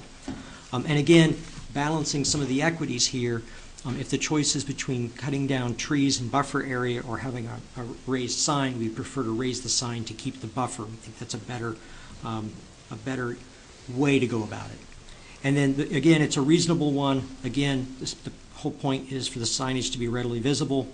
That's all we're seeking here, and we think we have protections in place given the electronic restrictions, the dimming, the restriction as to the how bright it can be, etc., the non-moving, all of that. And again, we're just trying to get it to a height it can be seen. That's it. So if for some reason this petition doesn't go through, you're still able to mount the sign, it's just going to be on the ground. 40 feet up, yeah. Be 40 feet in the air. 40 feet, right, that's right. 40 feet visible from the highway? If we cut most of our trees. Okay. Well, we So can the cut- alternative of not having this would be to cut the trees, therefore getting rid of some of the buffer, maybe making it a little, more light pollution, maybe that type of thing? I would say we have to cut we think about 70 to 100 trees. Wow. So it's a lot of trees. It's not just, okay, you have a flat site and you're on the highway and you get, there's no topography. There's a variety of topographies on that site. Yeah. So we're going to have to go from one side of our site all the way down the other side of our site. And I think we have in the back of the site maybe 2,000 feet. So maybe it's 200 trees. Maybe it's 300 trees. I mean, I haven't counted them all. That'd have to be cleared out, and that would increase noise from the highway. Well, I think we want to keep, the whole idea is to keep that buffer, keep the noise down, keep the, the lights coming from the highway down, et cetera, et cetera, et cetera. Try to, it's not, they do exist. These tall signs do exist all over the place, and I think the tower's evident, the Merrimack sign, I don't know how that must be 200 feet? I don't know how tall that is, but that thing is massive. The Merrimack Premium Outlet sign, because it's part of a special permit district, right. it was a planning board action, not a zoning board action. But that's actually a 1,200 square foot sign that's about 180 feet in the air. 180, yeah, I thought it was about 200. There's reasons why I'm just asking these questions, just because. Yeah, no, I get it. So I think that I was trying to answer it as best I could. So by raising the sign up potentially anywhere from 90 to 100 feet, would be no more than 100 feet. You're doing that in order to retain the natural sound barrier and aestheticness of the area. I think that's the main reason, and I think, I have to say that we get better visibility, obviously, going down the highway, but I think that part of that equation is we don't want to cut all the trees down. I agree. Is there any other questions from the board? Okay, is there anybody that'd like to speak in favor of the petition? Does anybody like to speak against the petition? Come on up.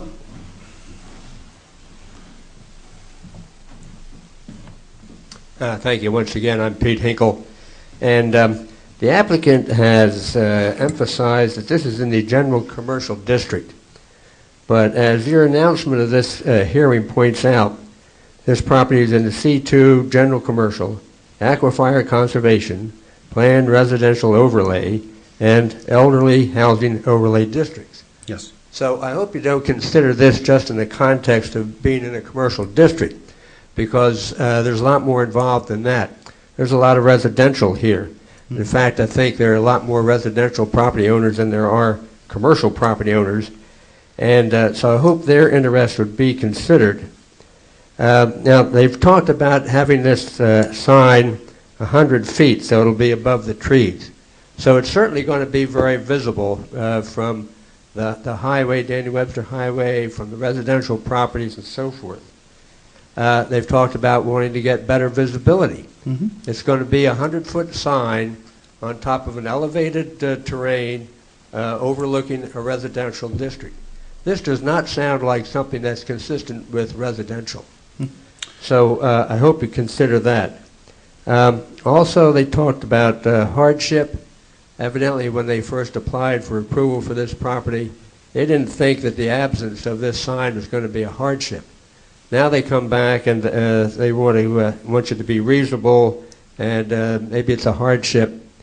What we have here is like going to the deli to buy salami, and you buy it one slice at a time. So they get the property approved. Now they're back for another slice and another slice and another slice. So we're at time to cut off the slicing machine. And I hope that you'll consider all this. And also, please don't leave this just up to the DOT to make a decision, because I can tell you from having dealt with them a lot as a state rep, they don't have the interests of the residents of Merrimack at heart at all. So let's take the decision now, and let's cut it off. Thanks very much. I actually have a question for you. So what they're proposing is potentially put the sign in at about 100 feet. And putting the sign at 100 feet, if you're familiar with the plaza area, it's not, I guess you could say, the residential, obviously you're probably going to see it, okay? And I'm not going to, I won't argue that, and I'm not going to go tit for tat on that. However, the alternative, and they did not have to come here at all, and I just want to throw this out there because we've been having elongated discussions on this. They're coming to seek a variance because what they don't want to do is cut down about 200 some odd trees, which is why I had him state that, and reshape that hill. Now, I understand, yes, you may be able to see the sign, yes, because we don't know. Maybe the DOT says it wants to be 75 feet.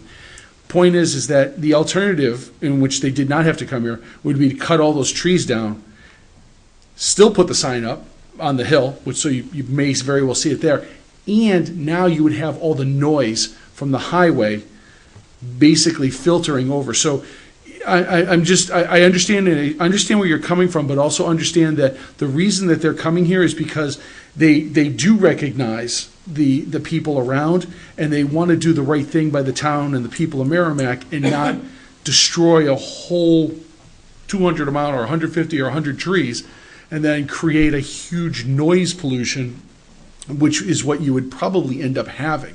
So I just want to clarify so you understand why they're seeking the variance from that perspective. Whether it's approved or denied, I mean, they didn't have to come here this evening. They could have just said, we'll just knock the trees down. So, but I do understand what you're saying, but I also want you to understand why they're here and that they are trying to take into consideration the people that are around that places, around that shopping area as well. I just want to make sure you're aware of that as well. Yes, well, I'm very sorry to hear they're going to cut those trees down possibly, because noise is definitely a problem. So now we're confronted with the choice of either leave the trees up and have a 100-foot sign, or we're going to cut the trees down. So are they using this as a threat against us to get approval of a 100-foot sign? I hope that's not the case. And this is where we get deeper and deeper stuck into things. We approve one thing, then it leads to something else and something else. That's why I say let's just cut it off here and take our chances on how this is going to turn out. Okay, so just so you realize, so based upon what you're saying, 'cause we've been here this long, it's based upon what you're saying, if we deny this variance, they're going to mow those trees down, and they're still going to put the sign up. They can mow the trees down anyway. They can put the sign up 100 feet and mow the trees down. Right, So, but that's, I mean, they do what don't want to put down the trees is the thing. I understand what you're saying, and I appreciate it, but they would rather not take down the trees. Also, I understand that the Turnpike Commission is considering widening the Everett Turnpike in that area. That may be some years off, but they may eventually come along and cut those trees down for you. So I guess we stand to lose those trees one way or another.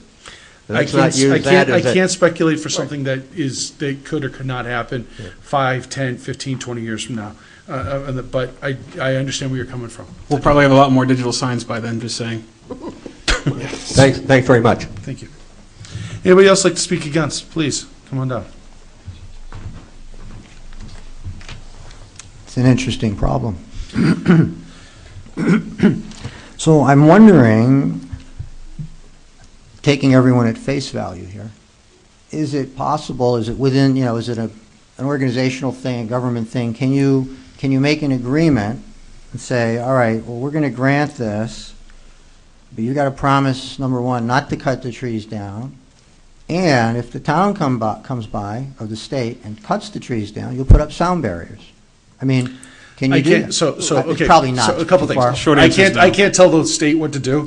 So if the state takes those trees down, they want to put up sound barriers. That's the state thing, and that has nothing to do with us. Mm-hmm. As far as telling them or any property owner, including yourself, Mm-hmm. what you can do with your property is also not my privy. I can't tell you what to do with your particular Mm-hmm. property. In this Tim. case, because it's a commercial site plan, if they were to come and want to do the trees, they would have to come in front of the planning board as a modification to their approved plan because of the existing landscape buffer that was approved as part of the site plan.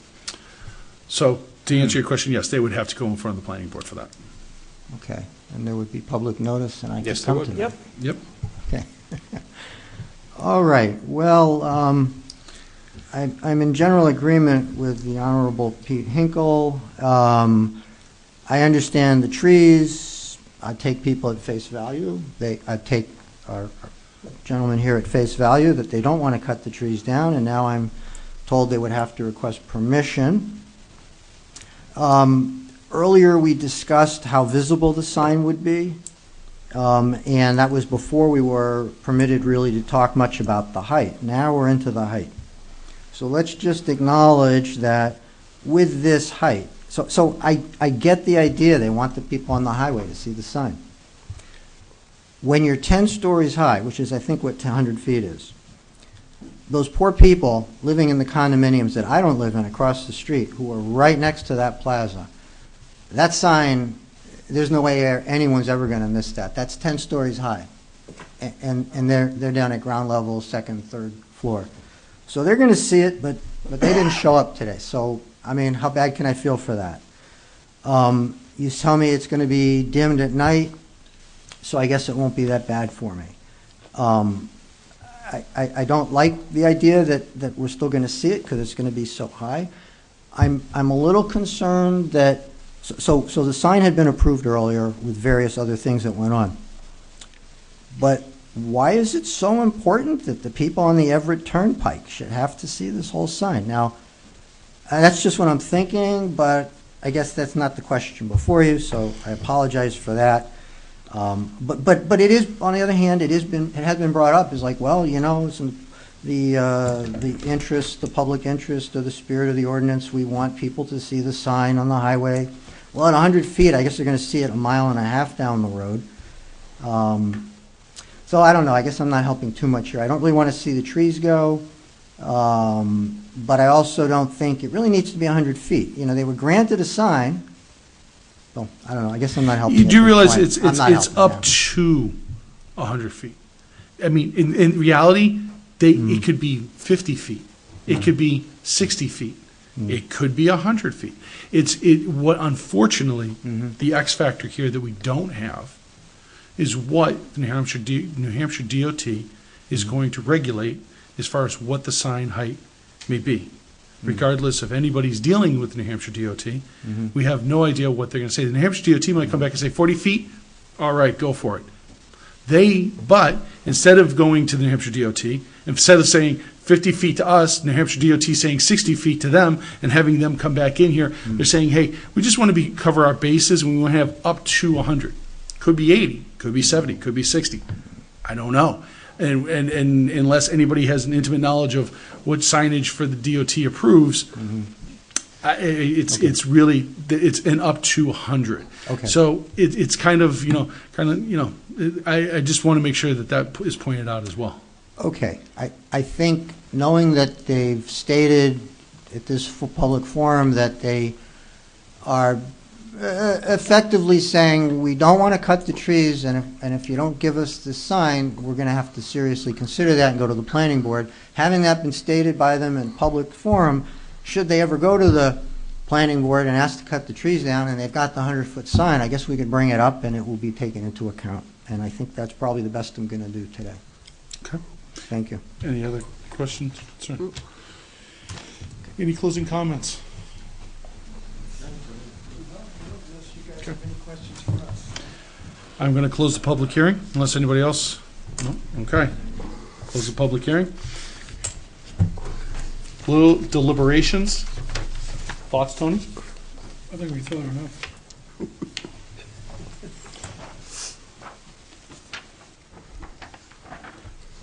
I'll make the motion that we approve OVP Management and Apple Development Limited Partnership variance under section 17.10.3C of the zoning ordinance to permit modifications to the previously approved 253 square foot ground mounted sign in order to be raised to a height of up to 100 feet, whereas a maximum of 40 feet is permitted.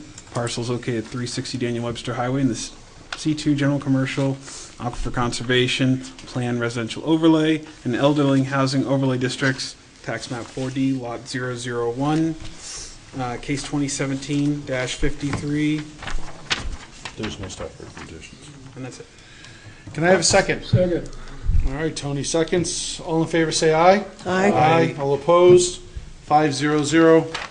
Motion approved. Gentlemen, thank you very much for your wait. Everybody else, thank you for coming this evening. Thank you for your time tonight. Have a good night. Thanks, everyone. Thank you.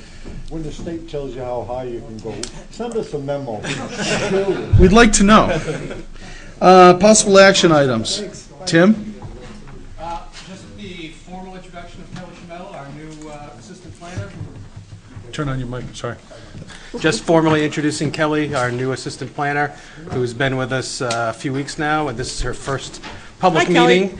And she'll be joining me again next week and getting her introduction to the planning board. So, I also want to take a quick moment to let you know that I did meet with Kathleen Stroud, who does actually watch our zoning board meetings, and she is applied to be an alternate here on the board, which is great. I had a good conversation with her. Fingers crossed as it goes to council.